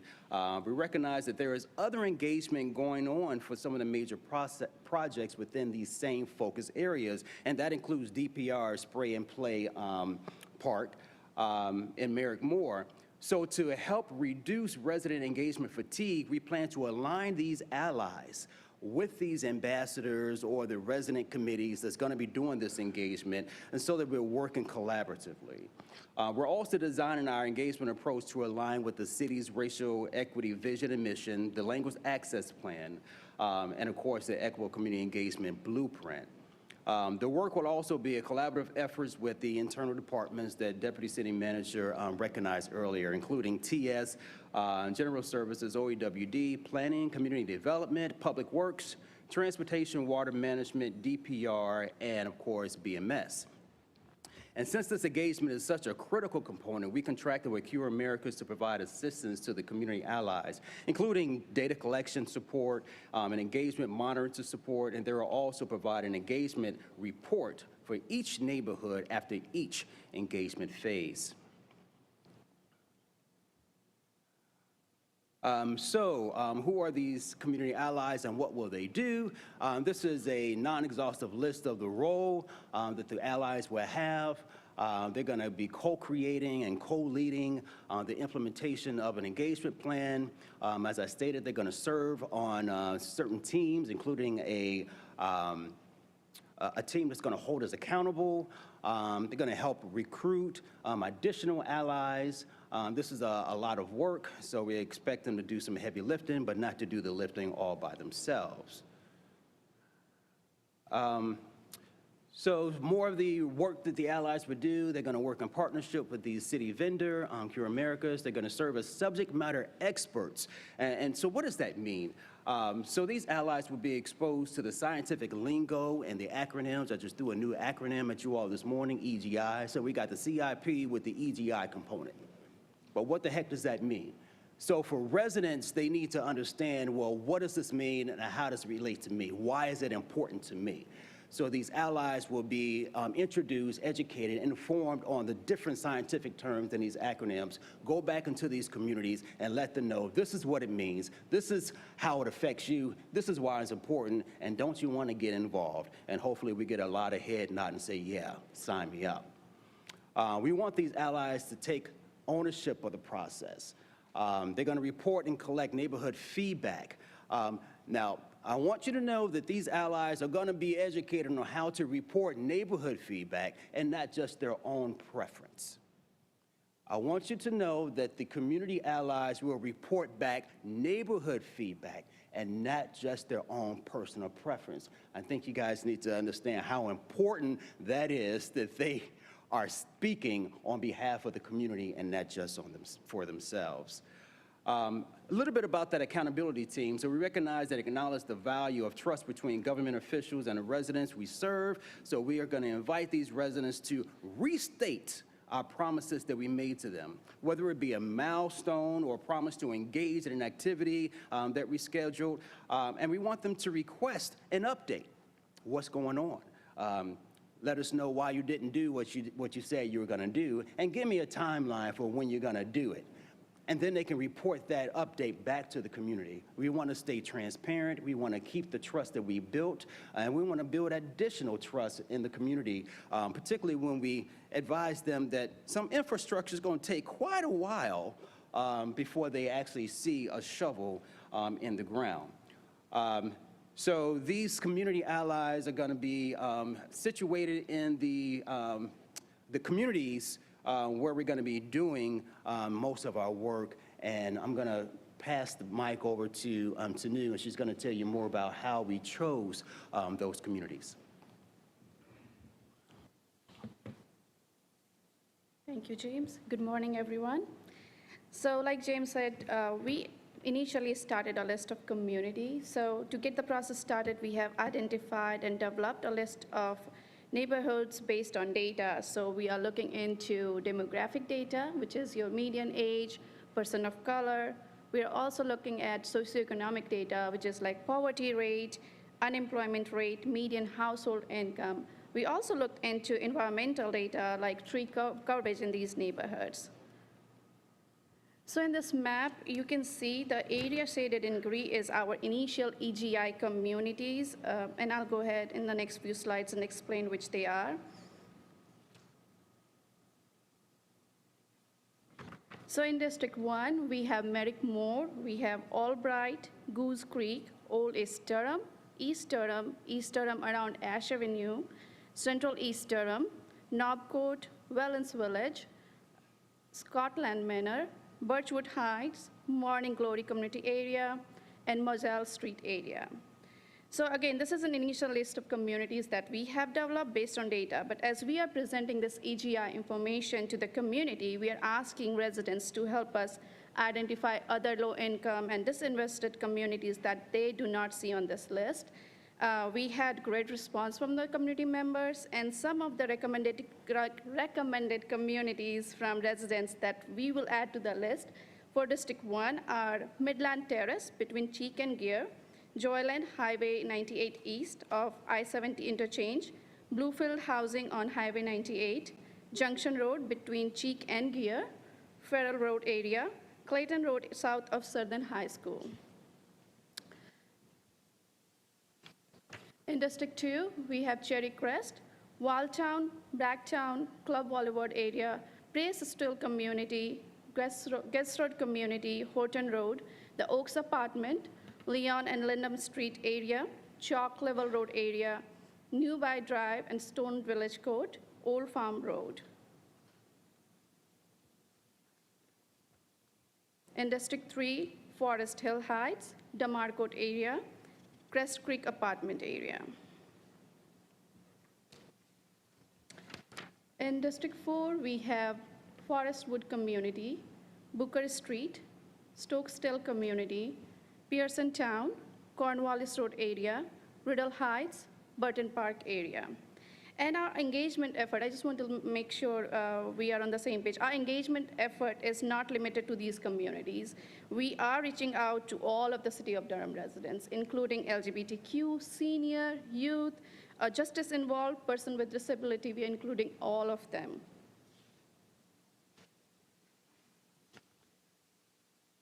And in District 5, we have Forest Hill, Crest Creek Apartment area, Lion Park, Damarcourt Community area. And as we are presenting this information to the community, we are getting a lot of response from our residents all over the Durham again. And I will actually pass on to James to share an example of the type of proposal that we are receiving from residents, and it's really amazing. So the next set of slides were actually created by a resident, and with the resident's permission, we just copied and pasted into our presentation. And we're showing these slides to you as a way to just demonstrate the intellect that we have within our communities, particularly these focus communities. So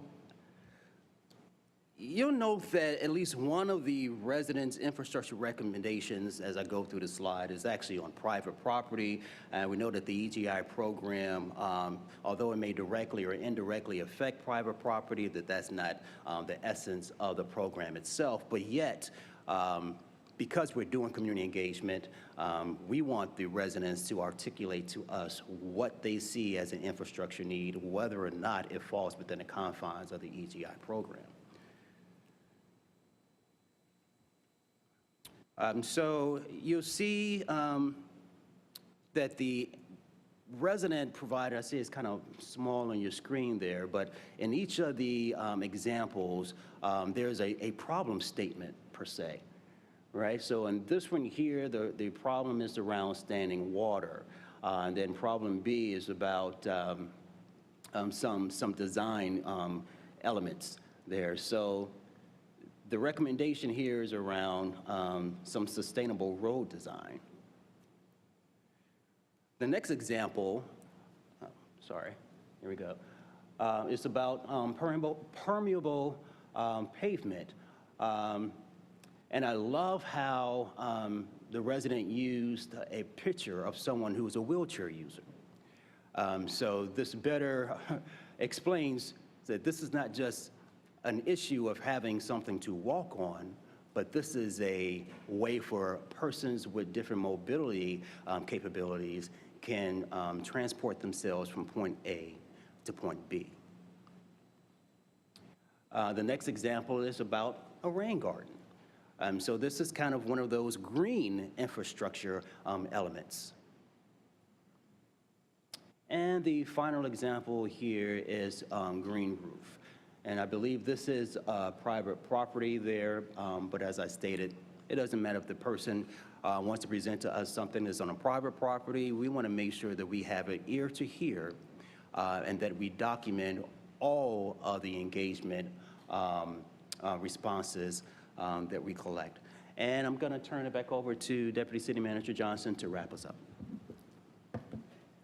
Thank you, James.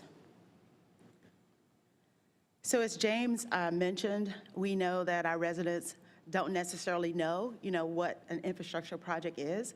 But again, we want to collect all of their ideas so that we can hopefully connect them to other resources.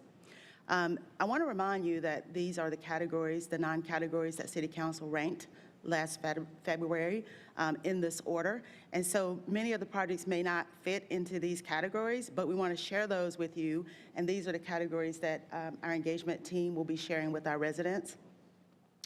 To talk about funding, just as a reminder, City Council approved a half cent on the tax rate to pay for these projects, to use them as pay-go or as future debt. So far, we've accumulated $3.8 million. If we were to use debt, leverage that for debt, it would yield about $22 million. Again, some of the caveats that finance wanted to make sure we talked about is the key factors of forecasting. In other words, it depends on what types of projects are funded, what funding source we use, obviously. Spending assumptions for the project, when, how much, the cash flow, interest rate assumptions, and the type of financing to be used. So again, we're very excited to share this update with you. We are in some phases of the engagement, but we certainly want to hear your feedback and any ideas you might have for us moving forward with this project. I'm just blown away by this, Chief Deputy Johnson. When we started down the Racial Equity Task Force, in that report, our hope was that it would become a living document, and there was a lot of fear that it was going to go on somebody's shelf and nothing would ever be done with it. And you all are doing an excellent job. This really is making it come to life. So I appreciate all of this work. Thank you, Mayor. And this was initiated by the council. Thank you. Makes you feel really, really good. Councilman Williams. Yes, thank you for this amazing work. It reminds me of some historical work of an engineer in New York by the name of Bertha Woodson Tandy. And he was able to do some innovative things for the community along with 6 other people. So thank you for your work in presenting this, sir. I think the mayor said it best. This is bringing the technicalities to life. And I'll be honest with you, I had my bias. At the beginning of this presentation, here we go again, where it's just taking a whole bunch of money and just putting it out to a general conversation, like where's the vision behind it, where's the direction? And as the presentation went on, I was like, wow. Every question I had was being answered, and that is good work. The only thing only constructive criticism I would have is because of my competitive nature, I want to brag on this more. And I'm going to send a message to our communications department. Ms. Thompson, we are ready to put this on the forefront and show off to other municipalities of how we're doing it in Durham. This is how we do it. This is bringing those technicalities to life, engaging our community while also having that direction, having the vision, and leveraging it with our other resources like the MPO and our other regional ideas around transit and infrastructure development. This is how you create an amazing city, to live in with a decent quality of life. So thank you for your leadership, and thank you for this support. And thanks to our colleagues who were here before initiating this. I guess y'all all right. Thank you, guys. Start on the far end, Councilwoman Freeman. Councilwoman Caballero. Thank you, Madam Mayor, and thank you, Councilmember Williams. I would say that this has definitely been hard to watch, because it's like watching the sausage get made, and I do appreciate NIS specifically and Councilman Stansel taking the lead and not being afraid to really engage with the community. I want to say that her staff has been phenomenal over the 5 years that I've been on council, and I cannot say enough about the work of the budget office and Ms. Johnson, and I mean, it's just all coming together, and you're pulling the rest of the staff along with you. I know some of them have been apprehensive, you know, just acknowledging that the experts in the room aren't always amenable to having other experts speak about their neighborhoods and ways that aren't defensive. And so I know that it's been difficult, but I do want to thank each and every department that has stepped up to the plate, and, you know, general services, transportation, planning, water management, you know, like all of these departments, and the way that you do your work with engagement has been phenomenal. I will say that it doesn't come without hiccups, and of course, you know, folks receiving information in different ways, but these are the things that make our community, and this is what makes Durham, Durham. And I'm just so, like, I'm always selling it anywhere I go, and I just appreciate it. I can't say enough, like, this is just a great appreciation. I will also add that there's always more that we can do, and that more is going to be leaning in on making sure that we are centering where the ideas come from, and not just kind of wholesaling them, bringing them in, but kind of walking alongside folks who are trying to make sure that their community ideas stay in the community in really intentional ways. I'll also add that, you know, the way that we develop our policies around, you know, I wrote down two specific areas: reporting and payments. Those are the two things that overwhelmingly come back over and over again as issues in that engagement conversation. Is if you really want community engagement, your reporting structures cannot look like city government. They have to be more qualitative. They have to be more community-based, because you want to get all the nooks and crannies, the like good juices all together. And so I've been watching it, and I'm just so proud. I can't say enough. I'm so proud. Thank you all. That's all. Councilwoman Caballero. Thank you for the update. I appreciate it. So I have a couple of questions. When this was initially presented to council, there was plans that had already been identified by the city from previous work that totaled about $50 million. Where in the process are we going to be showing residents? This is great, but I think that we are, in a way, just digging our infrastructure hole deeper. We have several identified trails that have not been funded for over a decade. We have a MOVE study, bikeway studies, a ton of identified projects that we have not figured out how we're going to fund.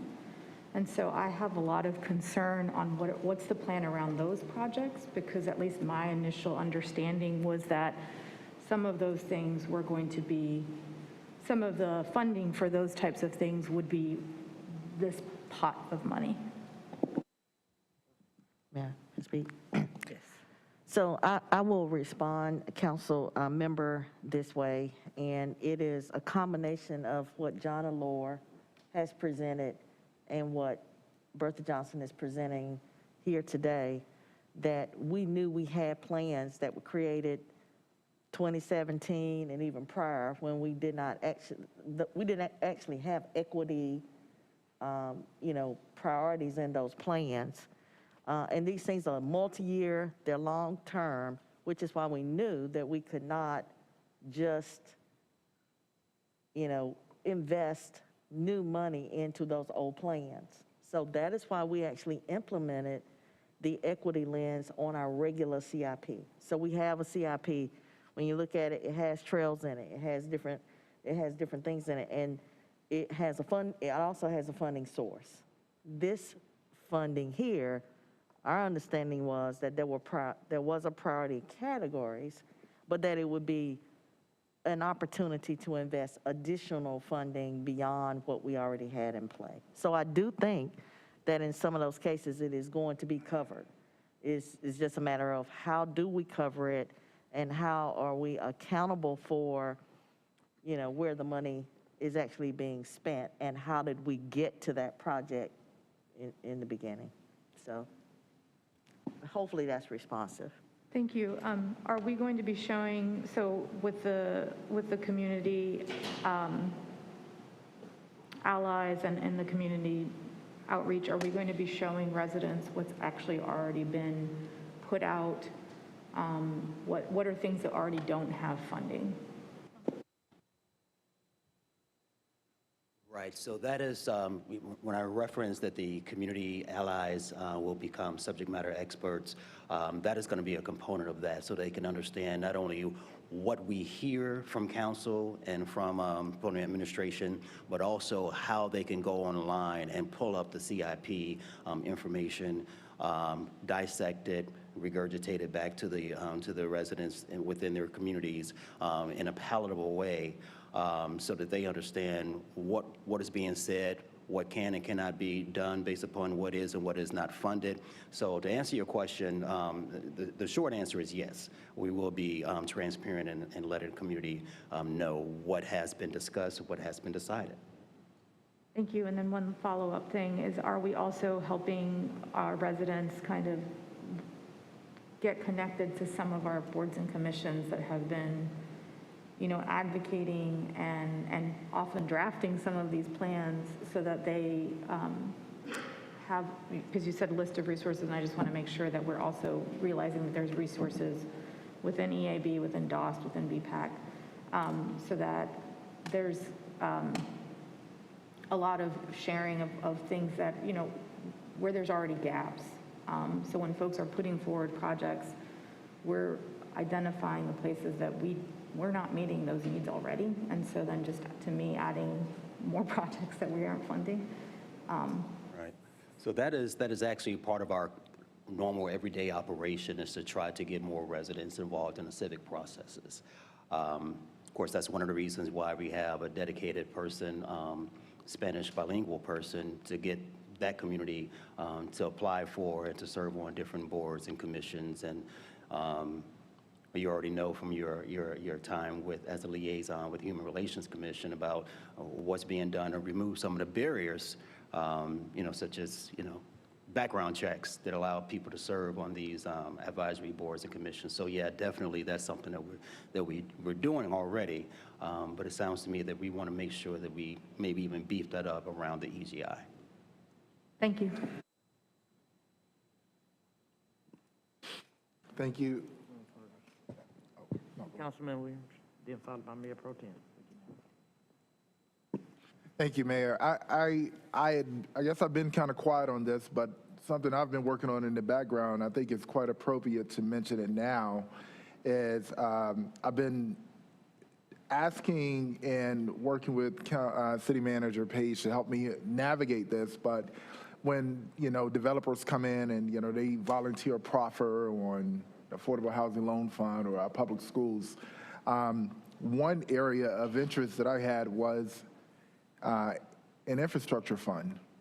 And I think that that would help build up some financial leverage to assist with the CIP projects and the funds from MPO and, you know, those competitive projects and so on and so forth. If all goes well, we should soon be able to propose to the will of our council here, establishing a fund that would not only, you know, be available for proffers, but also other sources of funding that will be in it. And that will be another resource that we can pull from. And I think that the work that is happening here is quite appropriate for us to have that fund to support. These projects are extremely expensive, unrealistically expensive, and inflation is not a friend. So I hope that we can, you know, get that established sooner than later. Colleagues, as we're working on it, I hope that sooner than later we'll be able to bring it as a proposal for us to deliberate upon. And if all goes well, we will have our community be able to actually donate to that or proffer to that.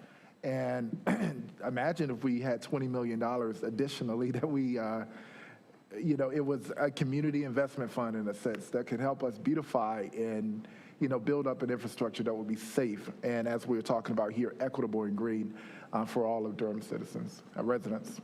Thank you. Mayor Pro Tem. Thank you, Madam Mayor. Director Johnson, thank you so much, and your all-star team for this really great and exciting presentation. So listen, we agreed to tax ourselves as a city to address historic inequities, and that's a headline. That's big. If anybody ever asks, hey, did you agree to a tax to address historic inequities?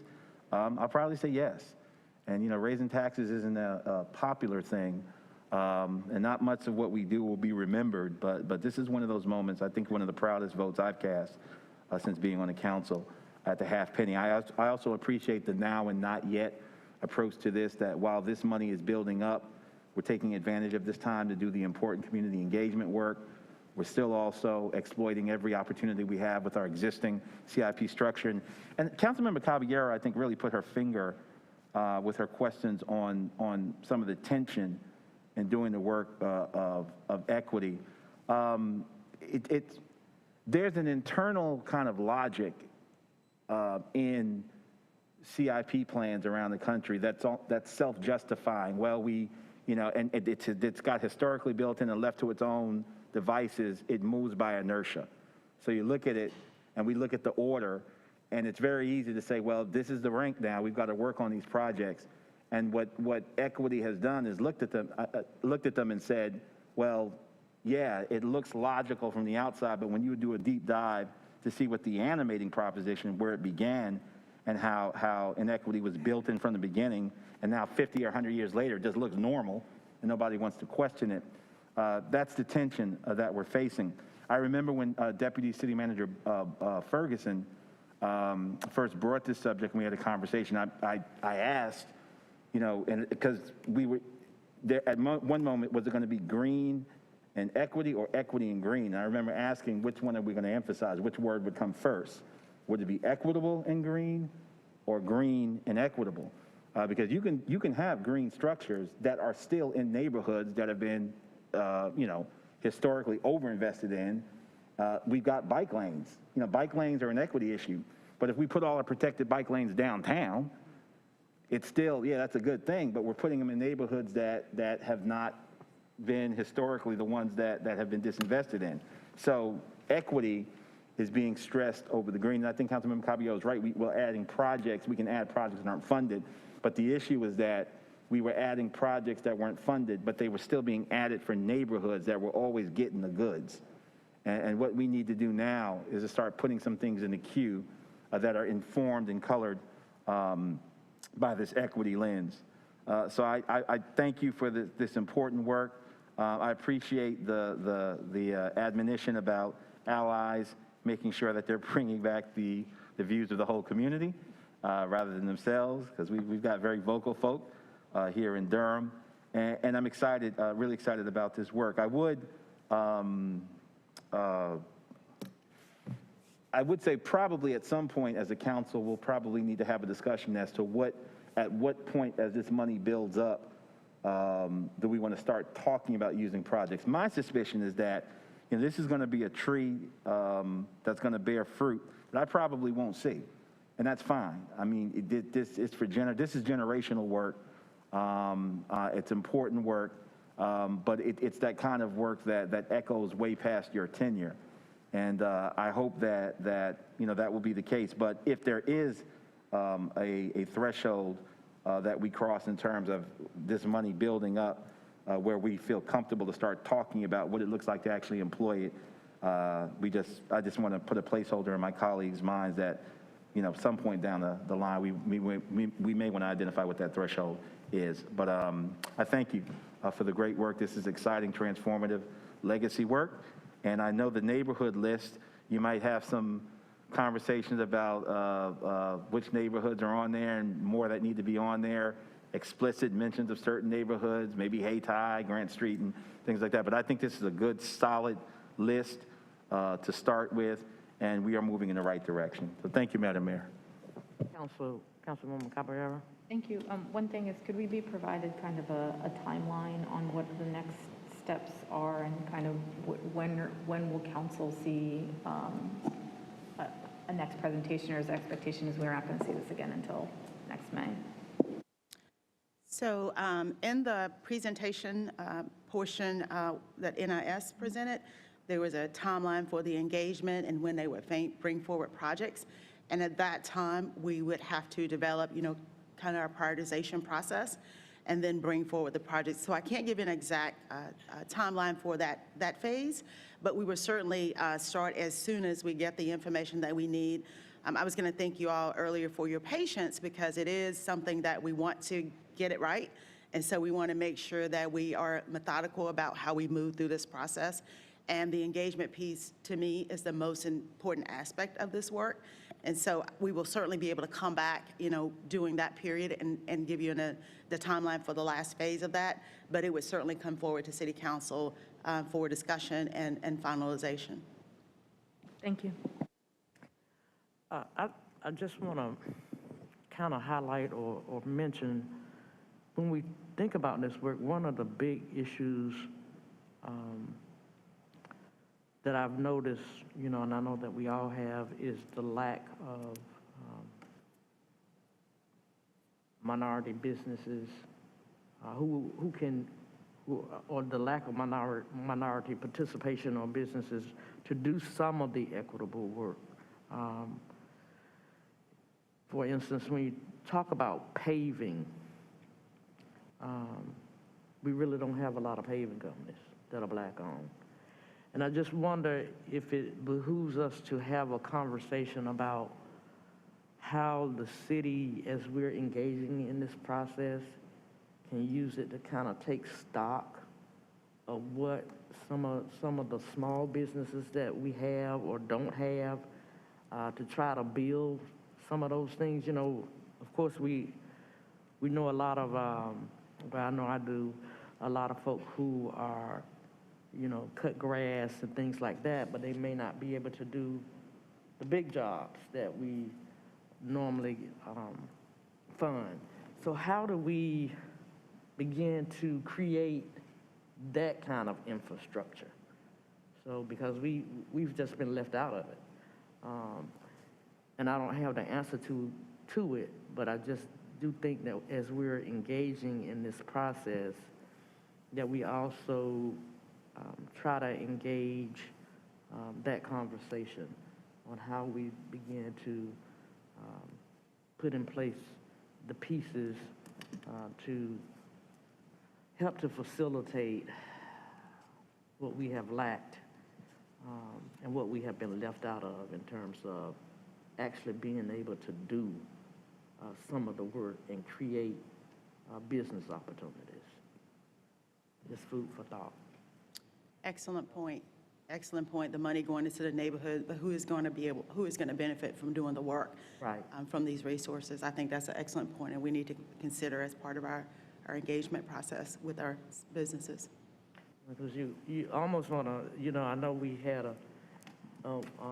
Mayor Pro Tem brought up a company the other day at one of our last meetings, and there were minorities in that, but not us, not African Americans. But we know a lot of folk who cut grass that may be able to partner together. So how do we, as a council, as we're going out in the neighborhoods, talking to folk, begin to try to assess how we can help that?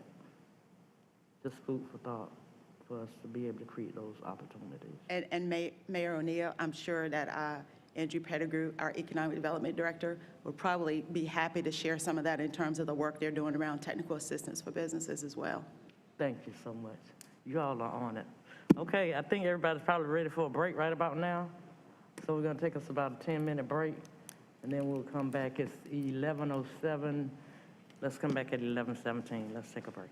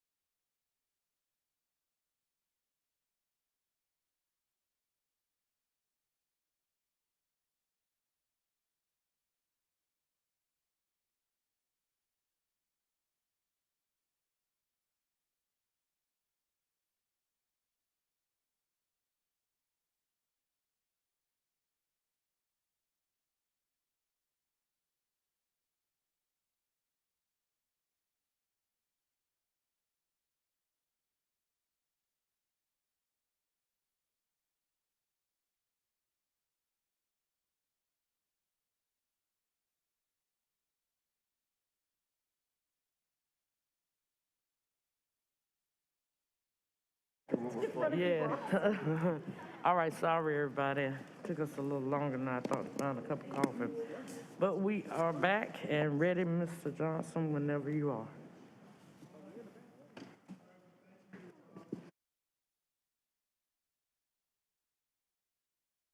Is the mic on? Yes, sir. No, Reginald, just push, turn it up. Testing, testing. Oh, yeah. Testing. Okay, we're in good shape. All right. Well, good morning, Mayor O'Neill, Mayor Pro Tem Middleton, members of the City Council. I'm Reginald Johnson, serve as the Director of the Department of Community Development for the City of Durham. I'm joined by Karen Lotto and Terry Porter Holmes, Assistant Directors, and our task before you this morning is to present the FY23 Community Development Department budget. I'm pleased to do so. Especially want to thank the staff, community development staff, some who are watching, for the work that we put into this budget, and also the manager's office and the Budget and Management Services department, and our analyst Nitan, who's done a marvelous job in jumping in and learning how we do things in community development. I also want to acknowledge the council member Dr. Hosley Hyman, who in her elevation, she is a former member of the Citizens Advisory Committee. And so I definitely want to extend congratulations to her, in particular on behalf of the Citizens Advisory Committee, who extends their congratulations and their pride in your elevation as to service of higher heights in our community. So congratulations to you. Thank you. You're welcome. You're welcome. So I will begin our presentation. We shared a little bit with you, it seems like not that long ago, but this is the official budget presentation. So if someone will help me, I'm flipping, but it'll come up. Oh, okay, all right. But as it's coming up, I would say that the challenges that we have, I think that this is not a budget that will meet all of the challenges, but we will be able to make some improvements for members of our community. And we're very proud of that, and we're very pleased with that, and look forward to your questions afterwards. This is the organizational chart. We're seeking to move from 32 FTEs to 37 FTEs. We'll talk about that a little bit later in the presentation. But if you will see whether you have some budget requests that are in red, that's where those positions reside. And so you see that graphically, but I'll talk about a little bit about those positions at the end of the presentation. In terms of performance measures, we're going to highlight a few. We went through a few at the during the budget presentation not that long ago. But in terms of new affordable rental units under contract, for FY23 we have a target of having 300. I'm optimistic that we'll be able to reach that target. You see what we've done in 2022 coming out of COVID. But we have several projects, that are under work with the Housing Authority. And so I'm optimistic that we'll be able to produce those units with the budget that we have recommended before you this year, for next year. The next performance measure focuses on minor repairs. As we've discussed previously, we have a contract that you have approved with Habitat for Humanity that handles the amount of repairs. And that program is just getting started. We have a good foundation that have many applications, and they're underway. And so we definitely expect to reach the target that we have here. I would also mention, as a companion to that, we do expect to start the substantial rehab program to make sure that everyone knows the distinction. The minor repairs are basically $9,500 or less. The substantial repairs is another program that the city will actually run, and Habitat for Humanity will take applications. And we do expect to have that running in FY23. the goals, we expect to maybe serve about 10 homes, and those goes up, substantial repair can go up to $50,000 per house. In terms of the length of time for homelessness, which is another measure that we use, before I talk a little bit about this measure, I want to bring to everyone's attention that while our measures are usually fiscal year, this measure, when we talk about homelessness, is a calendar year measure. And it's a calendar year measure because it is a system measure, not just a departmental measure. So it's the measure for the homelessness system that we use, that we've incorporated into our measures. And then also, another couple other points, that is also, when I say system, it's also part of the measures that we use for the U.S. Department of Housing and Urban Development, and it trails by a year. So that's the reason you see calendar year 2022. But this is an important measure in terms of length of time that persons are homelessness as they're entering the system. We do expect it to go up in terms of number of days simply because of the challenges that we've had with COVID and in that realm. And so that's just an unfortunate casualty of, that we have to challenge, that we're challenged with. But we think that we still are making substantial improvements in the system. But COVID did have a significant impact. Exits to permanent housing. Again, this is another measure that is a system measure. But I would also share that we are, this exit to permanent housing, the percentage is going to be lowered in terms of a target simply because with the housing economy as it relates to COVID and where places have limitations on where people have to go. And we're looking at different things we can do with landlords and finding places for people to go. So it has been a challenge as well.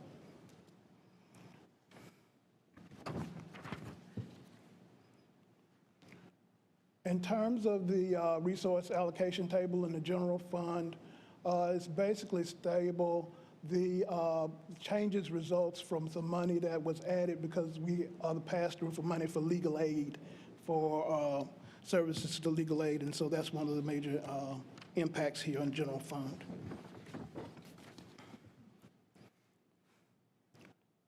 In the dedicated housing fund, we did request, and I'll talk about this in a little, next couple of slides, we did request 5 additional positions. The manager did include those in her budget, and but positions are paid for out of the dedicated housing fund. And so we're grateful to have those positions included, but that contributes to some increases that we have in the dedicated housing fund in the operating category.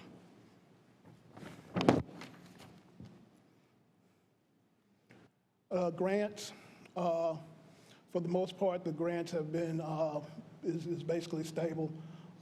Nothing new to significant to report here. That's major changes. The budget highlights that we've talked about, and here to share again. The changes that we do have that result in some increased budgets for FY 2023 include increased budgets for multifamily production and preservation, which we've talked about, neighborhood stabilization, and homelessness services, which is a major piece for us. The results that we expect to produce will include more rental housing, expanded technical assistance for homeless providers, and the issuance of a request for proposals for neighborhood small-scale housing production. Up to this point, we've done a couple of major RFPs, requests for proposals for multifamily multifamily production. But this year, we're going to be focused on neighborhood small-scale housing production. And then when we look at the Forever Home budget, and all of the things that we have lined up with that, it's about $38 million that we have planned, and we talked about that in the previous presentation. The requests that we made and that are included in the budget include 5 positions. For a department of our size, that is a major request, but we're glad that the request has been included and appreciate your indulgence as you consider the budget proposals. But these 5 positions are much needed for us. We did have a retreat the department did in discussing where our needs needed to occur. And these are our primary needs because the work has tremendously increased and become not just in amount, but also in complexity with the federal funds. And this is actually began before COVID. And so we have a senior business systems analyst position and a business services administrator position in our planning and performance. The first position focuses on data. We're at the point now with the resources that we have, the amount, the complexity, and the reporting of data. We have to collect data, and we need a full-time person to be able to do that, and this is enough work to be able to justify that. And then also on planning and performance team, there's a reporting. The reporting that we have to do has become more complex. And so we need a person that to do focus on reporting. And then also as a part of the work, the compliance and contracts team, this is the person who helps process our contracts and develop our contracts. It's become more complex as well, and indeed more work in terms of the number as well as the complexity. The next position, 4 positions, that works with HOPWA. One of the things we were awarded HOPWA funds, Housing Opportunities for Persons with AIDS, in 2015. And for the years since 2015, we have tried to have the work with HOPWA be a part of someone else's job when they're working with some other areas. But that has not been worked the best because the HOPWA work has become more funding and more complexity. And we've grown to the part now where we need a full-time person to work just on HOPWA alone, Housing Opportunities for Persons with AIDS, because that funding is going to be increasing. And increasing in amount and in complexity with the rules that we have to apply. And then also the homeless systems team, as I mentioned before, the work with homelessness has grown, and this is even before COVID. And so we're adding another person, proposing to add another person for homelessness, work with the homelessness. And so those are the 5 positions that we are requesting in terms of our budget, and we're glad to indulge your consideration. Thank you. Thank you. Thank you for the presentation, Reginald. I just wanted to say, I think maybe it was last year where we were realizing that community development was really at capacity if we were going to implement our affordable housing strategy effectively. And we told you, we're like, make the ask, and we will do the best we can. And so I am very appreciative that you made what we see as council got the full budget, full department requests yesterday, and you asked for 5 positions and you're getting them. And so I want to thank Manager Page and you for asking for that. And I know that I think while we have some new colleagues, I can say that we're glad to see it, and I'm glad that we're funding it. Thank you very much. Anyone else? Councilman Williams. Thank you, Director Johnson. And I'm looking at the positions, and I'm glad you asked for them as well. I just have a simple question, and this is probably me preparing to ask you to in the coming years, if you will probably need more support. What we are doing in regards of homelessness and what we're doing in regards of the housing crisis from a city perspective, is it working? Council member, I would say yes, it is working. I'm unequivocal in that. What we have to keep in mind is how the significance of the challenge. Right. Okay, so if one is expected that we will solve it such that we have no one as homelessness, and that's one's expectation, then we don't have the resources to be able to do that in homelessness. But I'll give you an example. One of the things with veterans homelessness, we've been nationally recognized for our ability to end veterans homelessness. But one of the things that's important with that is that we have a system that if a veteran reveals him or herself to the system, we can get them housed within 30 days. And we've been recognized for that. But their veterans are a small part of the entire homeless population. What the ideal goal is for everybody who's homelessness, when they're homeless, when they be able to present themselves, that we can house them in 30 days. Okay, then we begin to see the challenge that we have, because we have challenges with families, we have challenges with individuals. We are able to house some, but not all. Right. The goal that I would say is we want to house all, but we're not there. We don't have that resource. We don't have that resource yet. Thank you Is it so working? I would say yes. Thank you. That's encouraging. And the root of that question is, what's going to happen when Apple puts a shovel in the ground, you know, and Google and all of these other companies, and we can't build housing fast enough? And I don't mean just in your area, but I mean just in general. The amount of folks that are moving here, you know, and then, you know, with the cost of inflation and then interest rates rising, I want us to, as we are doing this great work, also have a mindset that will help us prepare for what's to come, and just have a little foresight on how we prepare for that aggression. And I'll say on the record, you know, as we're preparing for that, and you're thinking through that, whatever you need, just speak it, and I'll be down behind you to support it. But I know we have some pretty tough days ahead of us, and I don't want to put any sugarcoating on that for our Durham residents. But thank you for the work that we are doing.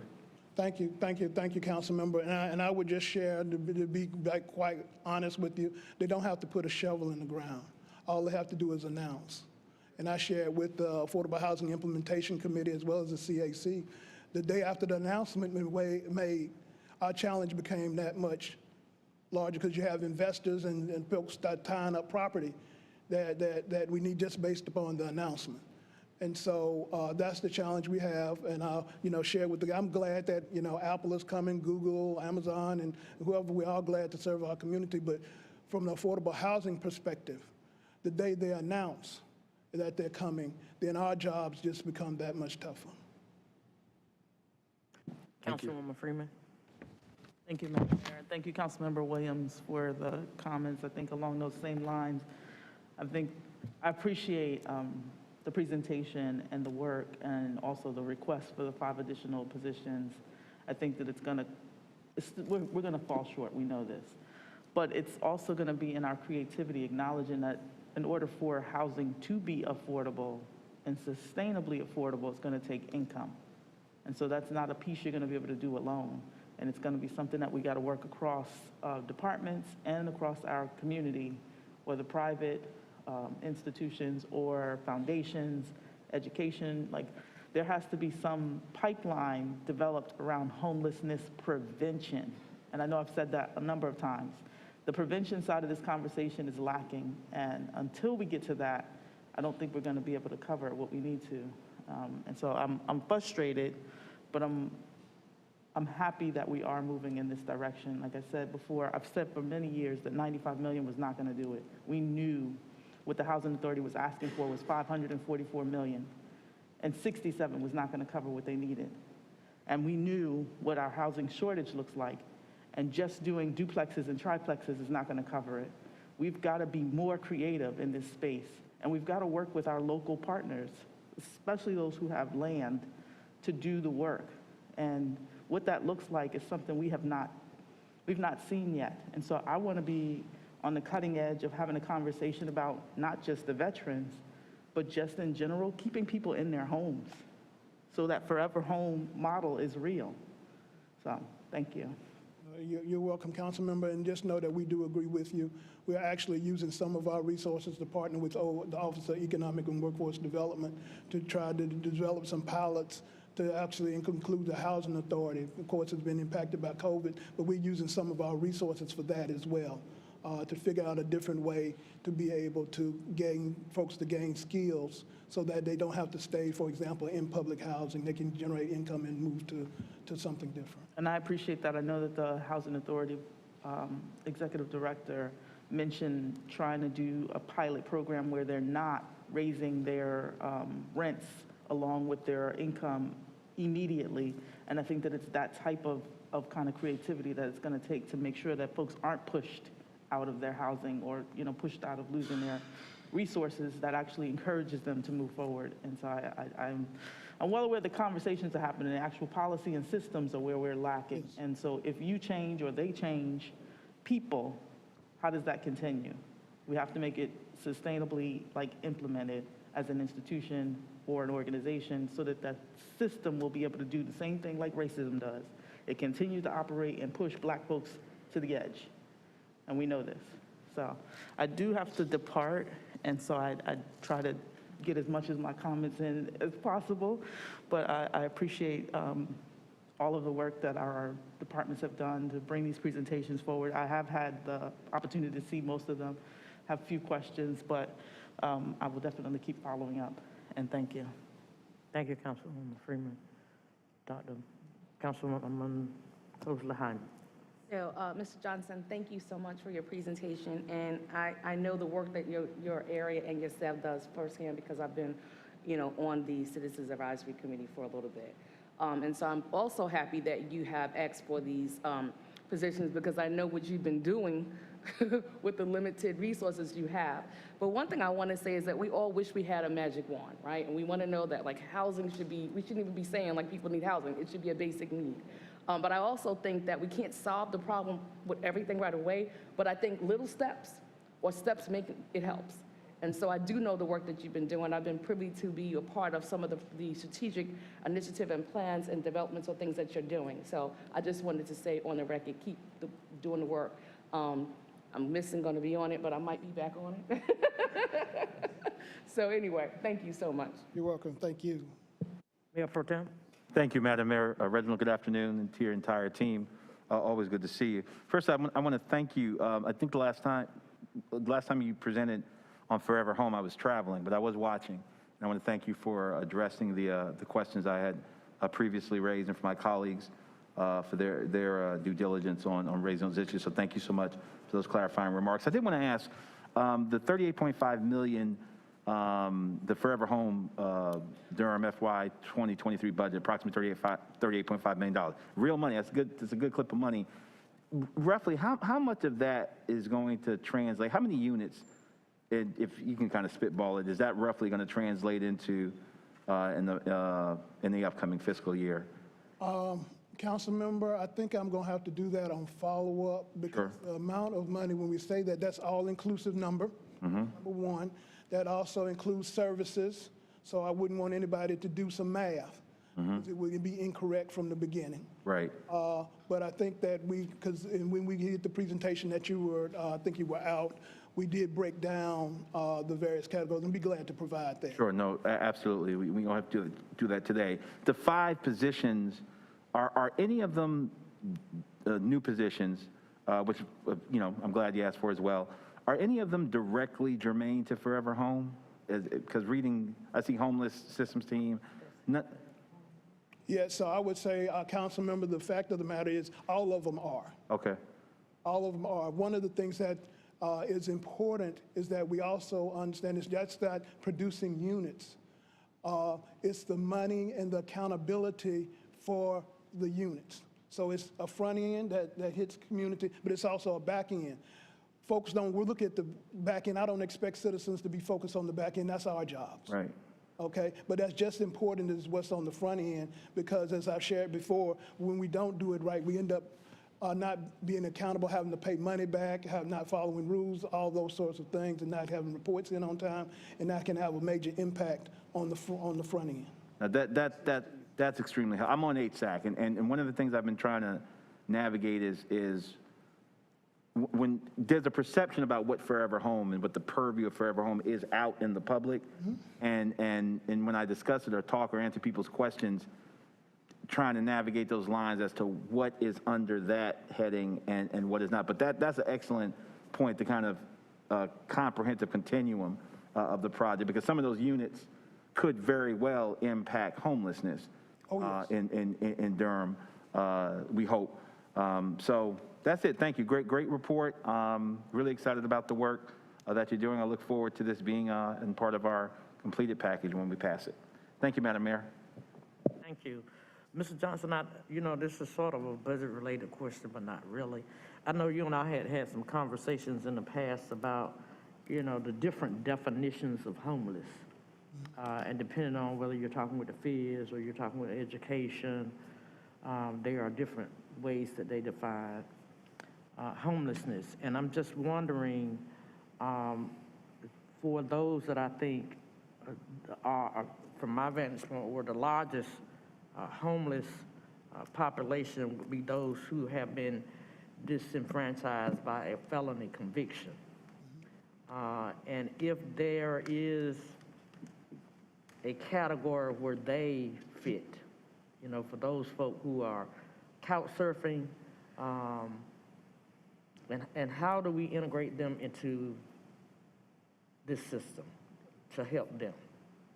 There are a lot of young black men who have been, who picked up a felony as early as the age of 13, who have been homeless forever, because at certain points in time, the housing authority at that point in time, if you picked up a felony, you would have to be displaced out of your home.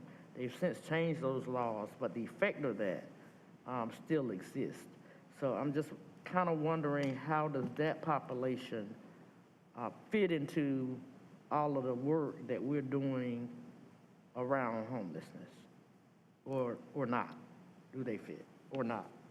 So I'll respond in this way, Madam Mayor, and we're grateful that you asked a question in the beginning several weeks ago. And I've been talking with staff, and we're committed this year to figuring out ways to be deliberate about the inclusiveness of formerly incarcerated persons in developing a program. We're going to have to look at that because that has not been necessarily a focus.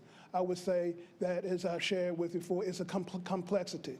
Because remember, as I've shared, that we have people who need housing now who don't have any record or have any involvement, and there's the waiting list. And then when you look at landlords, which is a whole nother part of the conversation, their willingness to accept, even people with vouchers who have no records. That's another conversation. Then you add on persons who are formerly justice involved. It adds a complexity that we have to grapple with, just to be honest. When we talk about couch surfing, that gets a part of the conversation with education. The money, the strings that we have, couch surfing is not defined as homelessness. That's federal.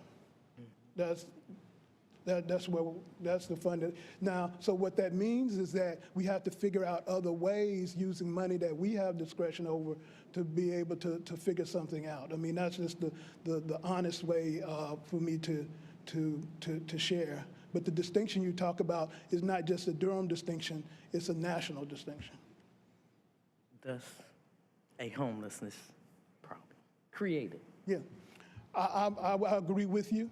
You know, Madam Mayor, one of the things that we have to do is follow the rules of the money that's given to us. Thank you so much. You're welcome. Presentation. Oh, I'm sorry, did somebody? Thank you, Madam Mayor. If I might, I just want to associate myself with your comments. I think you raise a critical issue that, and Director Johnson, you're right, there's homelessness, but I think Madam Mayor, there is a particularly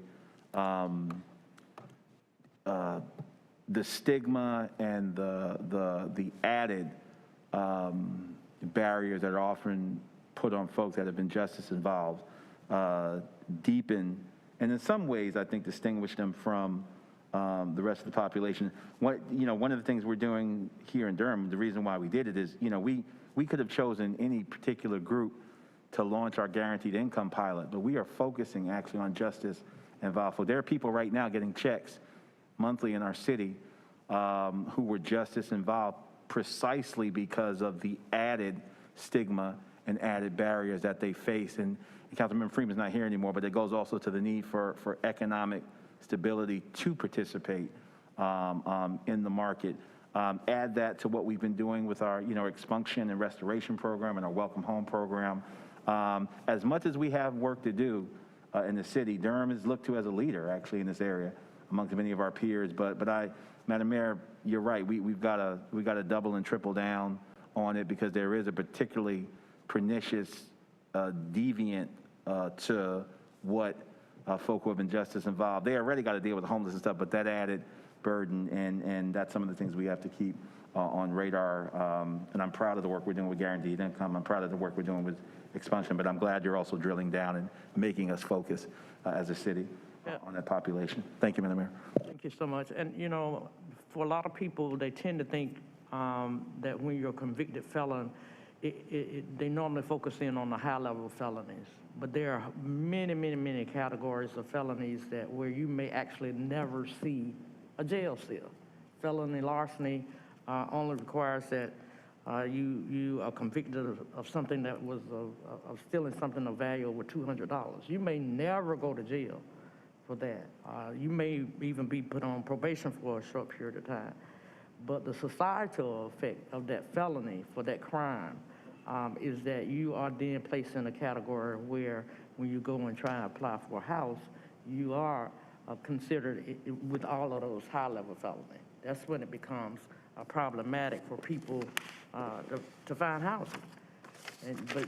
So I just asked us to kind of focus in on those folks because it does have a lot to do with, that's the game changer. If you can't find a home, you have no place to lay your head, all bets off at that point in time. But thank you for the work that you all are doing. I do think that Durham is a leader, and I know that we're going to continue to be a leader. So I appreciate it. Thank you, Madam Mayor. Good work. Great work.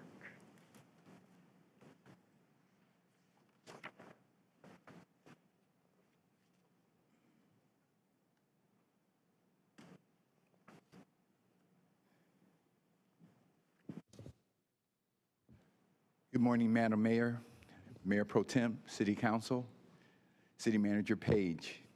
My name is Andre Pettigrew. I'm the Director of the Office of Economic and Workforce Development, and I'm here with my leadership team, Grace Dezinio, who is the Assistant Director, Ed Nixon, who is our Manager of Administrative Services, and Adria Graham-Scott, who manages our workforce development programs. And I am here today to give an overview of our budget requests for the department for fiscal year 23. But before I start, I might just take a moment to comment on the excellent question that the mayor raised in the CIP discussion. And Madam Mayor, I think your question of how do we develop the infrastructure to facilitate the growth and development of minority firms in Durham while we're making this capital investment under CIP. I would also add the federal investment around the infrastructure build and even ARP, and again, the set of private sector investment that is around our community. The first comment is, again, the recognition that while we have firms here, and again, our survey shows that many of our firms are small, this is really the opportunity and the market to assist them in growing. And again, that's a capacity building, that's a business development building mindset that we have to have internally. In order to do that, in order to support firms, the infrastructures that we are building, that you have to build, is one, to support them in the capacity. Again, that small contractor example that you used that may know how to mow lawns locally, now with some help, capital, training, and relationships, may have over time the ability to not mow lawns in a neighborhood, but mow lawns in a corporate setting. And again, the efforts that our department, and again, the mindset that we as a city need to have is to build that sort of relationship and that sort of capacity moving forward. Again, it's difficult for the city to do it alone, but we actually are a big customer ourselves. In that for every hub organization, historically underutilized business that is working with us, we should have a mindset of one, trying to increase the opportunities they have to work with us, and two, the ability for them to expand their scope of work and experience. In doing that, Oftentimes, they are second-tier subcontractors. That means you have to have prime contractors who actually share our mindset.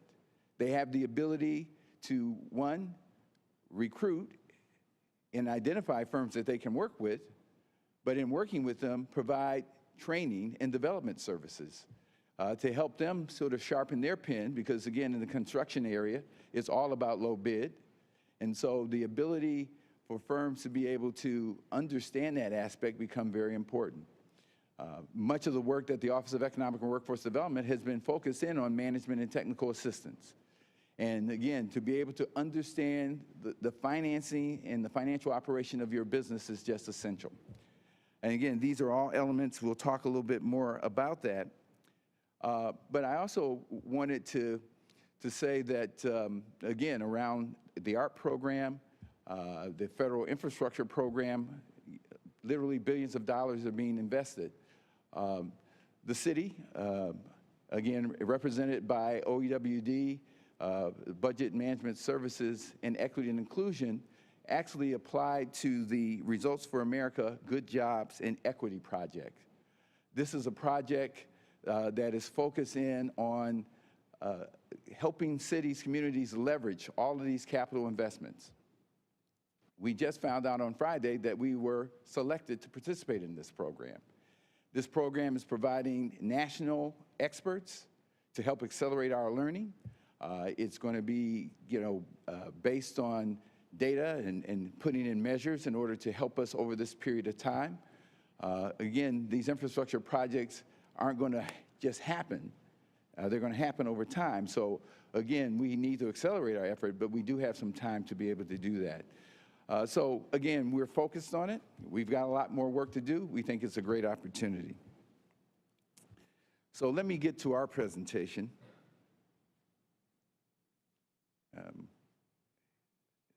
Who's moving the screen back here? Oh, okay. Okay. Again, the Office of Economic and Workforce Development, we have 19 FTE. We are organized in 3 divisions: our Workforce Division, our Economic Development Division, and our Administrative Services Division. Again, the Workforce Development Division is augmented by contractors. Our contractor, Eckert Connect, runs our federal program, our WIOA, our Workforce Innovation and Opportunity Act program. And Durham Tech is a major service provider in terms of our workforce development program. And again, that's not reflected here, but that's a very important part of our program and work. Performance measures. We picked a few here. The first on the left is our activities within the federal workforce program. This is the services, intense services, training, wraparound services that we provide adult and dislocated workers. These are individuals who have lost their job, they've been laid off, and again, there is a goal that is set as a part of our contract. We will service 200 as a part of this year's program at the end of June, and though we don't have the new goal set for 2023, we expect it to be at the 200 level. Again, if you might imagine, there's a lot of recalculation being done at the federal level to sort of capture the impact of COVID during this period of time. The second slide is a representation of one of our flagship programs, and that's the Durham Youth Works Internship Program. Again, that program just launched a couple of days ago. Last year, we served 376 students in that FY22 category there. We have estimated that we will serve 500 this summer, and I'll talk a little bit more about that later on. This performance measure reflects the work that we've been doing around the small women and minority business. Again, this is the Small Business Opportunity Fund, formerly the Small Business Recovery Fund program. Right now, we have only a loan program in force. All the grant monies have been moved forward. We have 39 businesses who have received loans of $860,000. We have roughly $940,000 remaining. This is a project that we're doing in partnership with the city. The city's remaining balance is $140,000, and $800,000 is available through the county. So there's roughly $940,000 available.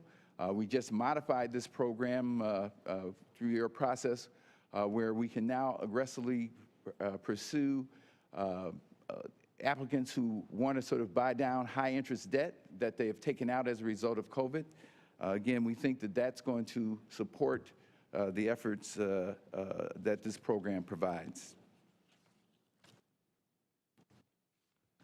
The rack table here for the general fund reflects a 5.4% increase, and this increase is directly tied to the proposed new initiatives that, again, we'll talk about in the end. The grant table, which primarily reflects the grants that we have had with the EPA Brownfield program, as well as the Federal Workforce Program. The EPA Brownfield program, we have exhausted those funds. Again, we will reapply when that opportunity comes.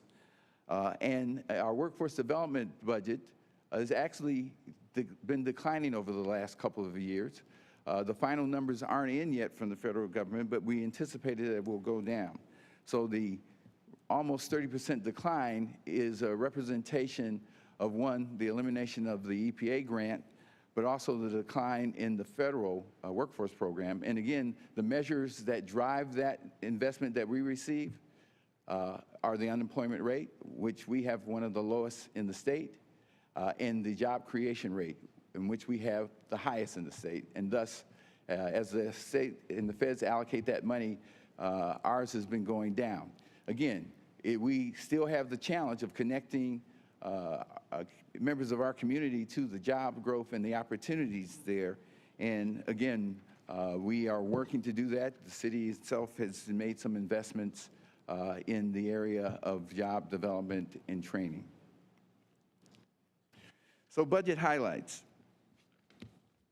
Again, much of our work has, in fact, combined capital with consulting and coaching, again, to build capacity.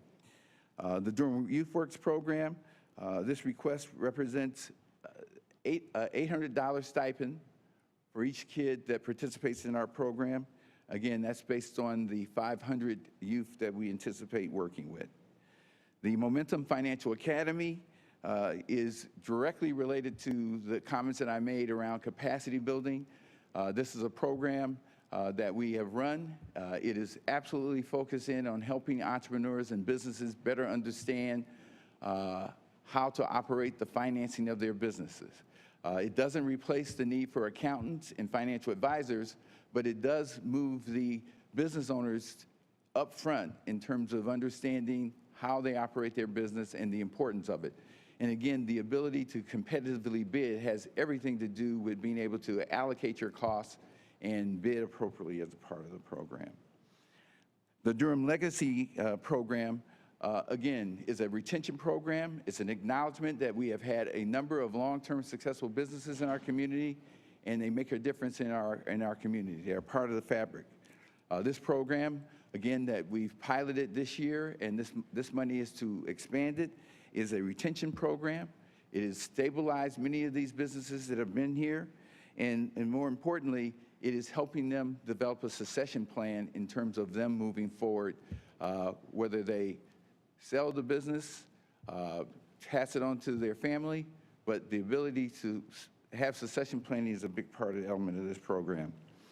The Hispanic Ecosystem Outreach Program, and again, I appreciate Council's approval of our grant from the National League of Cities. Again, we're piloting a program, and actually the program that we're doing is targeted at Hispanic contractors, small. We've been in business 2 to 5 years, and the training is all about, one, the financial management, but also helping them figure out certifications. Do they want to be federally certified, hub certified? Again, the goal is to get more certified firms into our programs moving forward.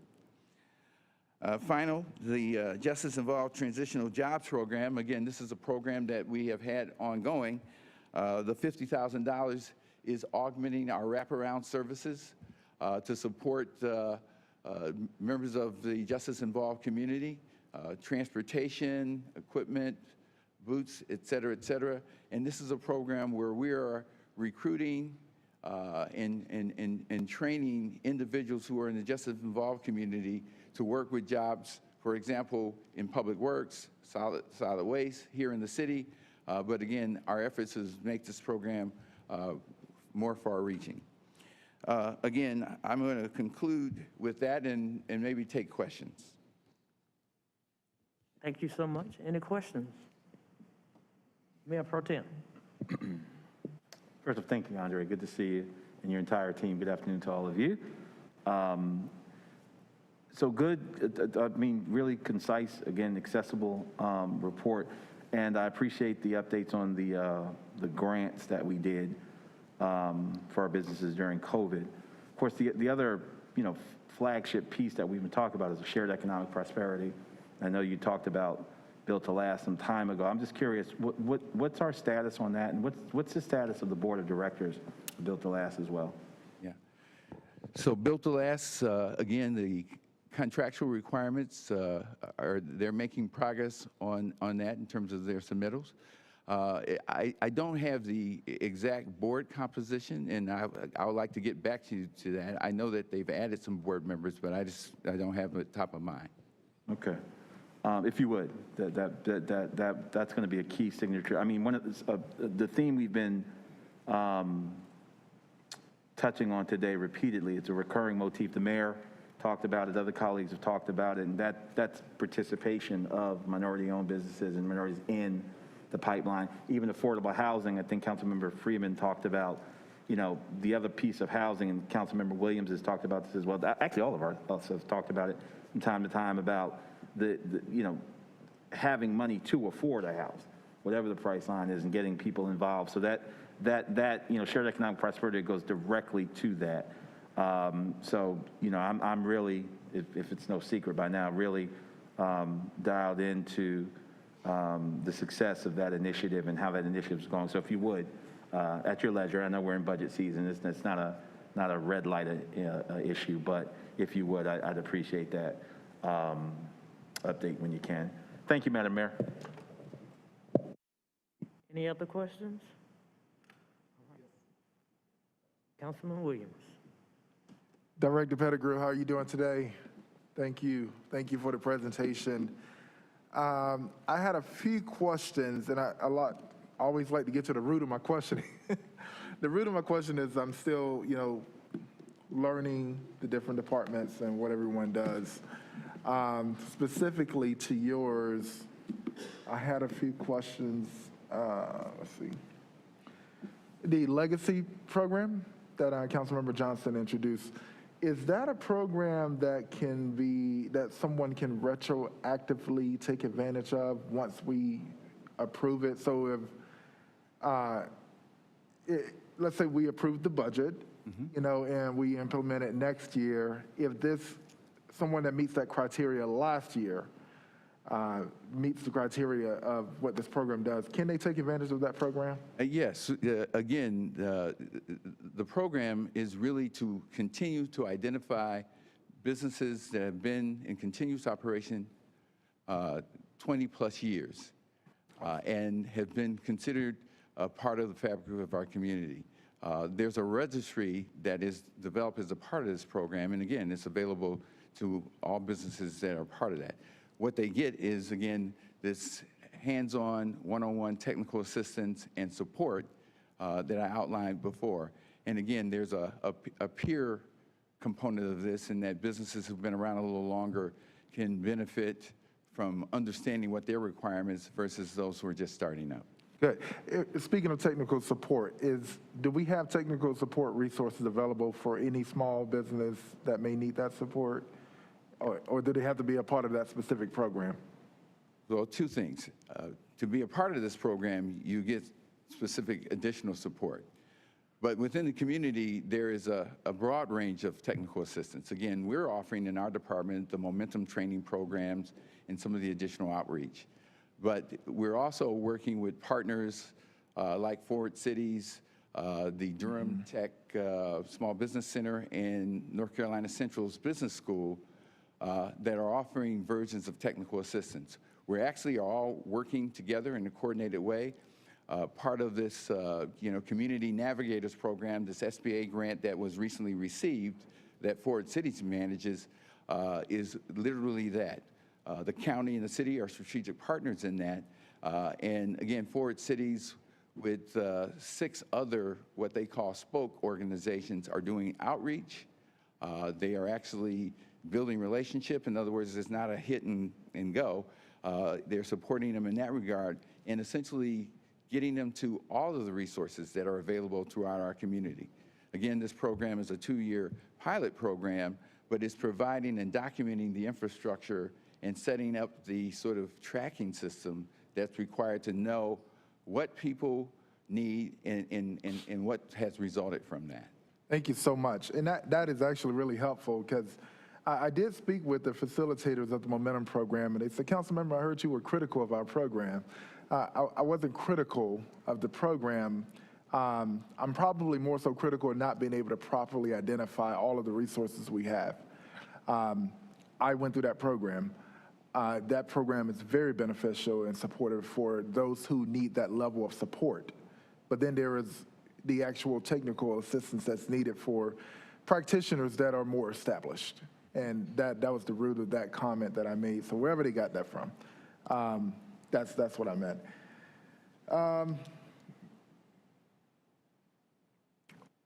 In regards of some of the projects that we have coming up, and I know the county has their procurement process, we have ours. What efforts do we have regarding hub certification support? Yeah, excellent question. I meant to mention this. Again, OEWD and E&I, Equity and Inclusion, Sharon Williams, and Tim Flora, Finance, which manages purchasing, we have come together as an equitable contracting group. The purpose of us coming together is literally to identify what are some of the barriers that are limiting the growth of hub businesses in our community, the ability for us to more effectively do outreach. Again, our goal is to support our agencies, and again, the operating agencies that have the contracts to be more effective in their outreach, for us to, again, match the capacity building that I talked about earlier with those firms. Again, we are also looking to increase the number of hub certified firms as a part of this work. And so we haven't developed our final plan yet, but it's clearly an area of interest. I think this is the first time since I've been here that these 3 organizations have come together as directors to own this and to sort of drive this home. It goes back to the original point that the mayor made. How do we intentionally, as a city, be more effective at this work? And so, again, TA is available for hub certification. The outreach programs at the county is often done in partnership with the city.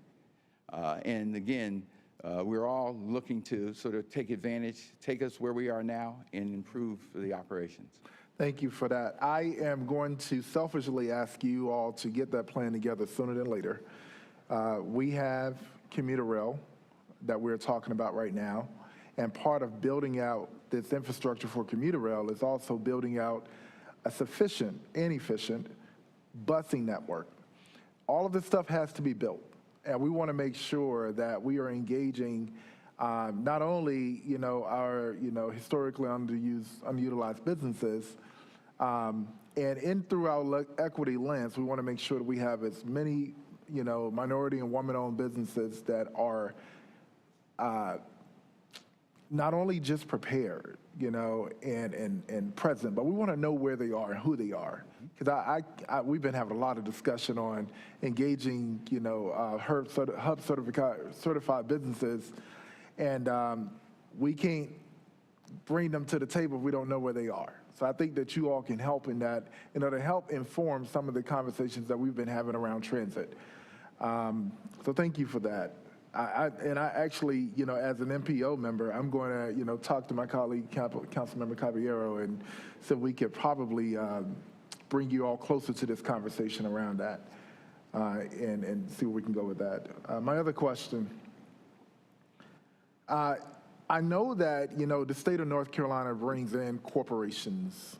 They have the ability to do, tax cuts and all of that, and we don't even engage in that conversation because tax benefits, tax cuts at the local level isn't as impactful.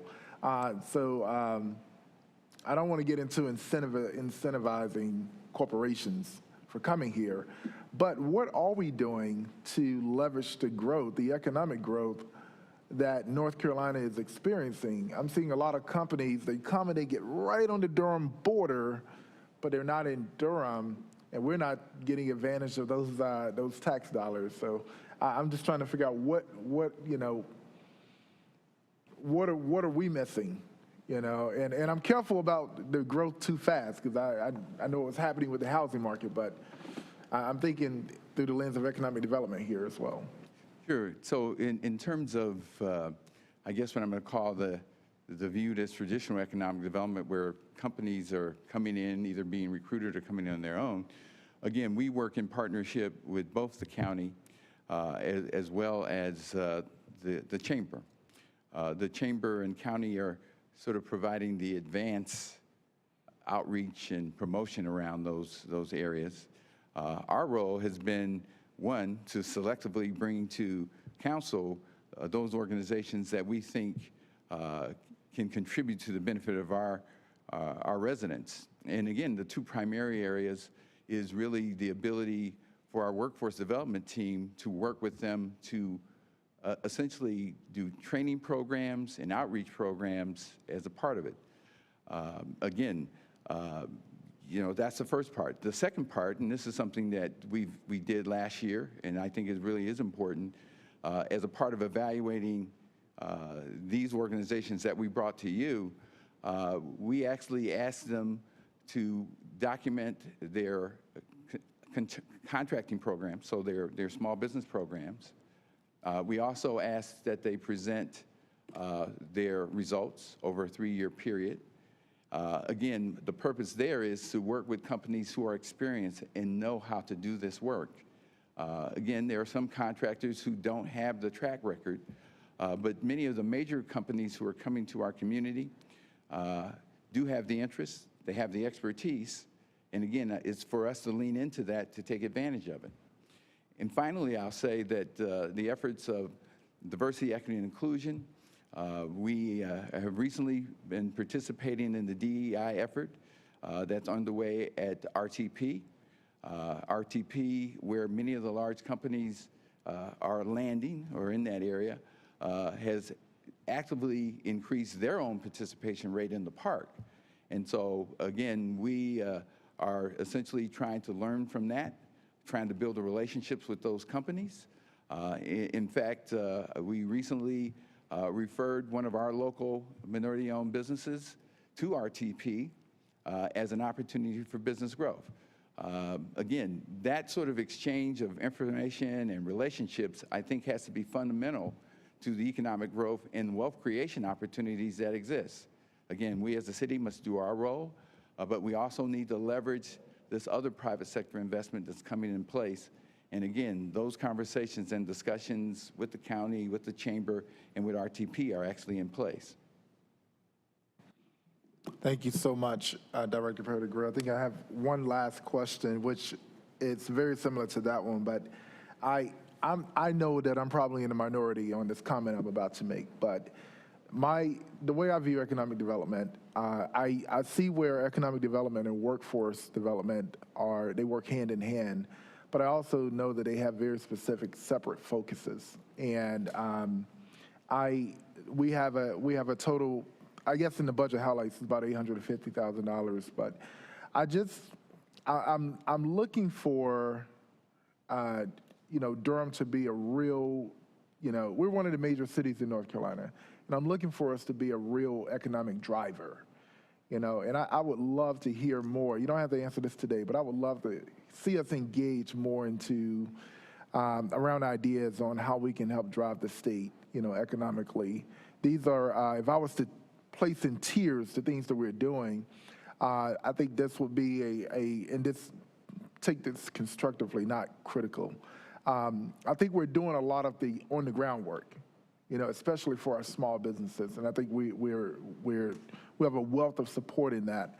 But I can't really identify what we're doing when it comes to the major players. And I just want to be able to, and I would love to engage in that dialogue with you and your department.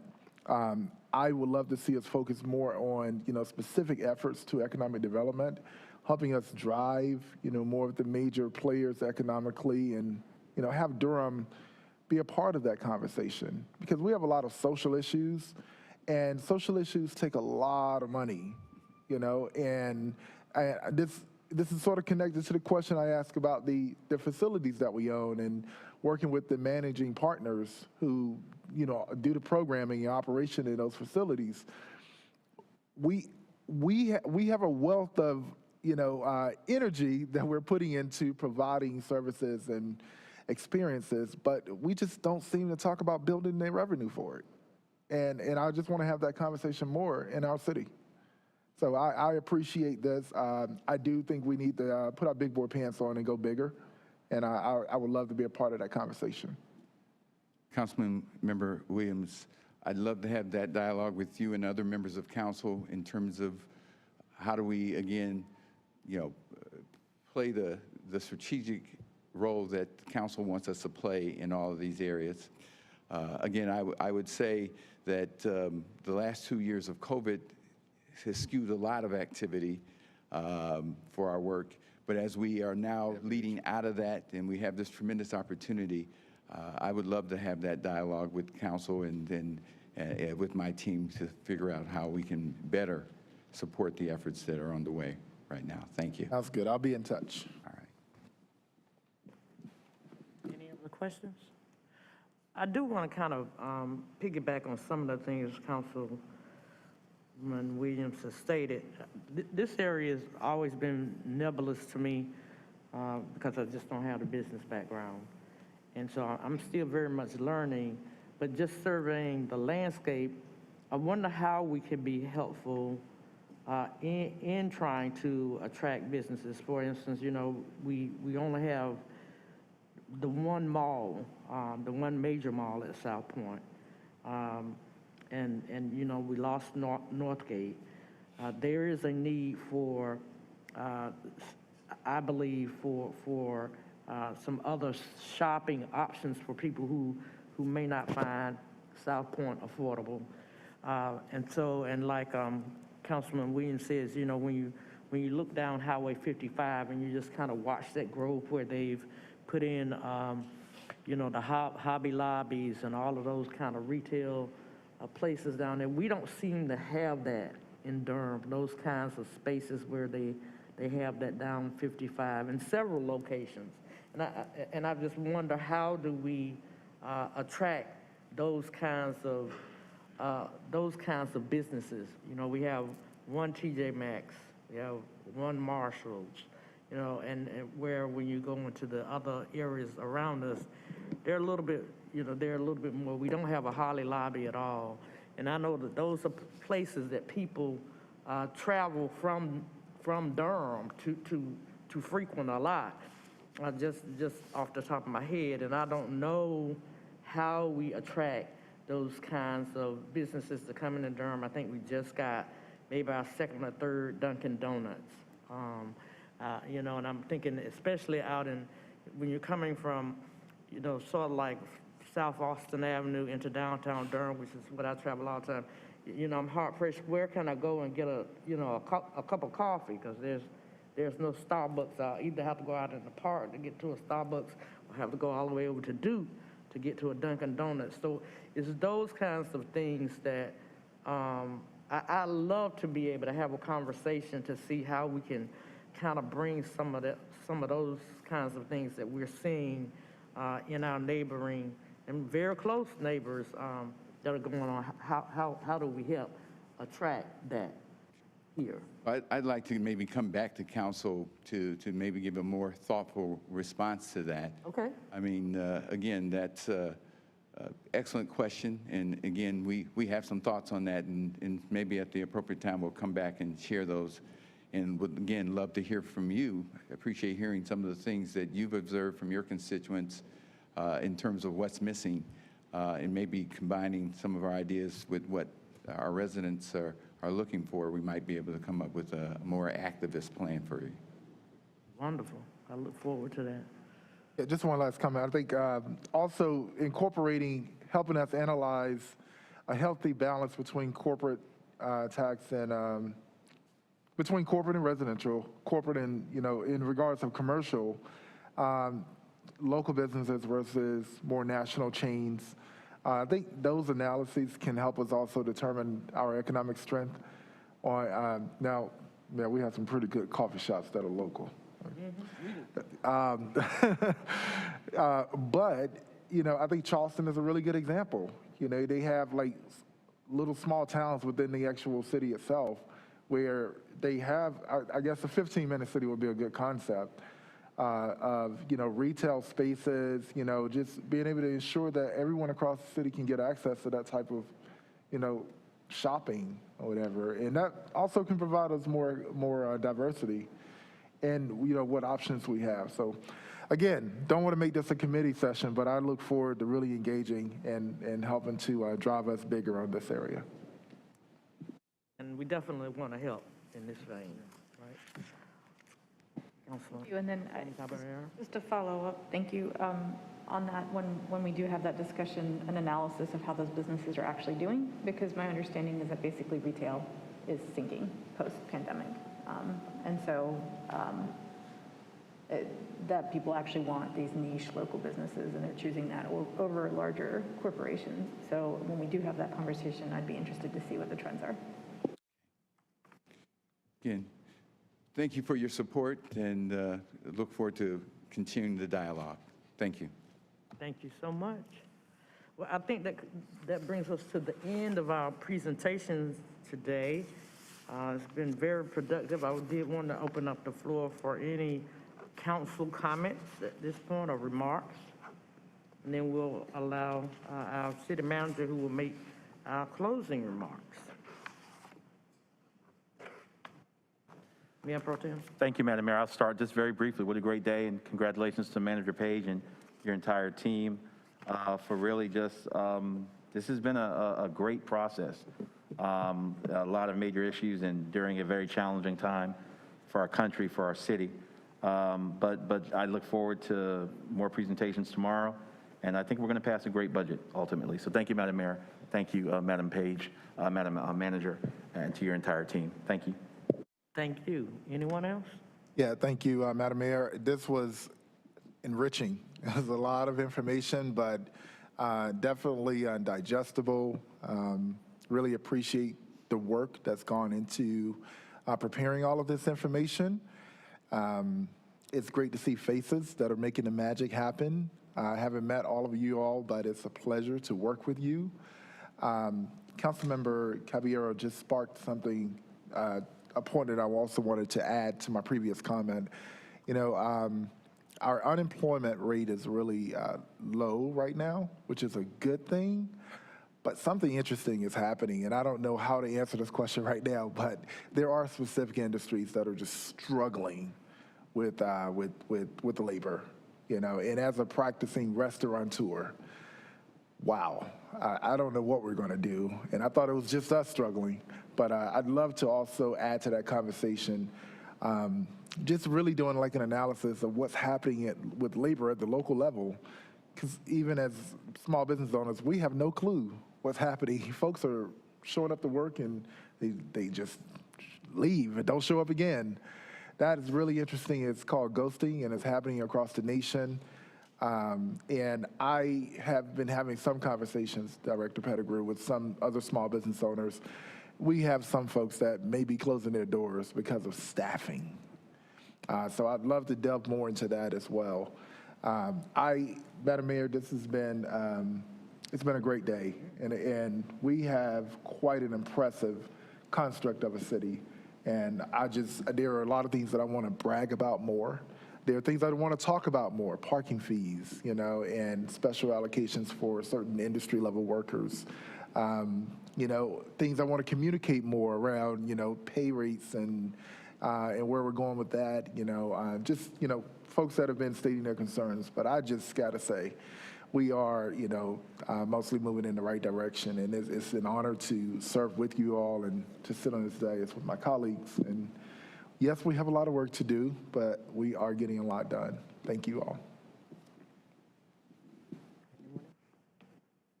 I'm going to speak into the mic this time because they told me I'm not doing it.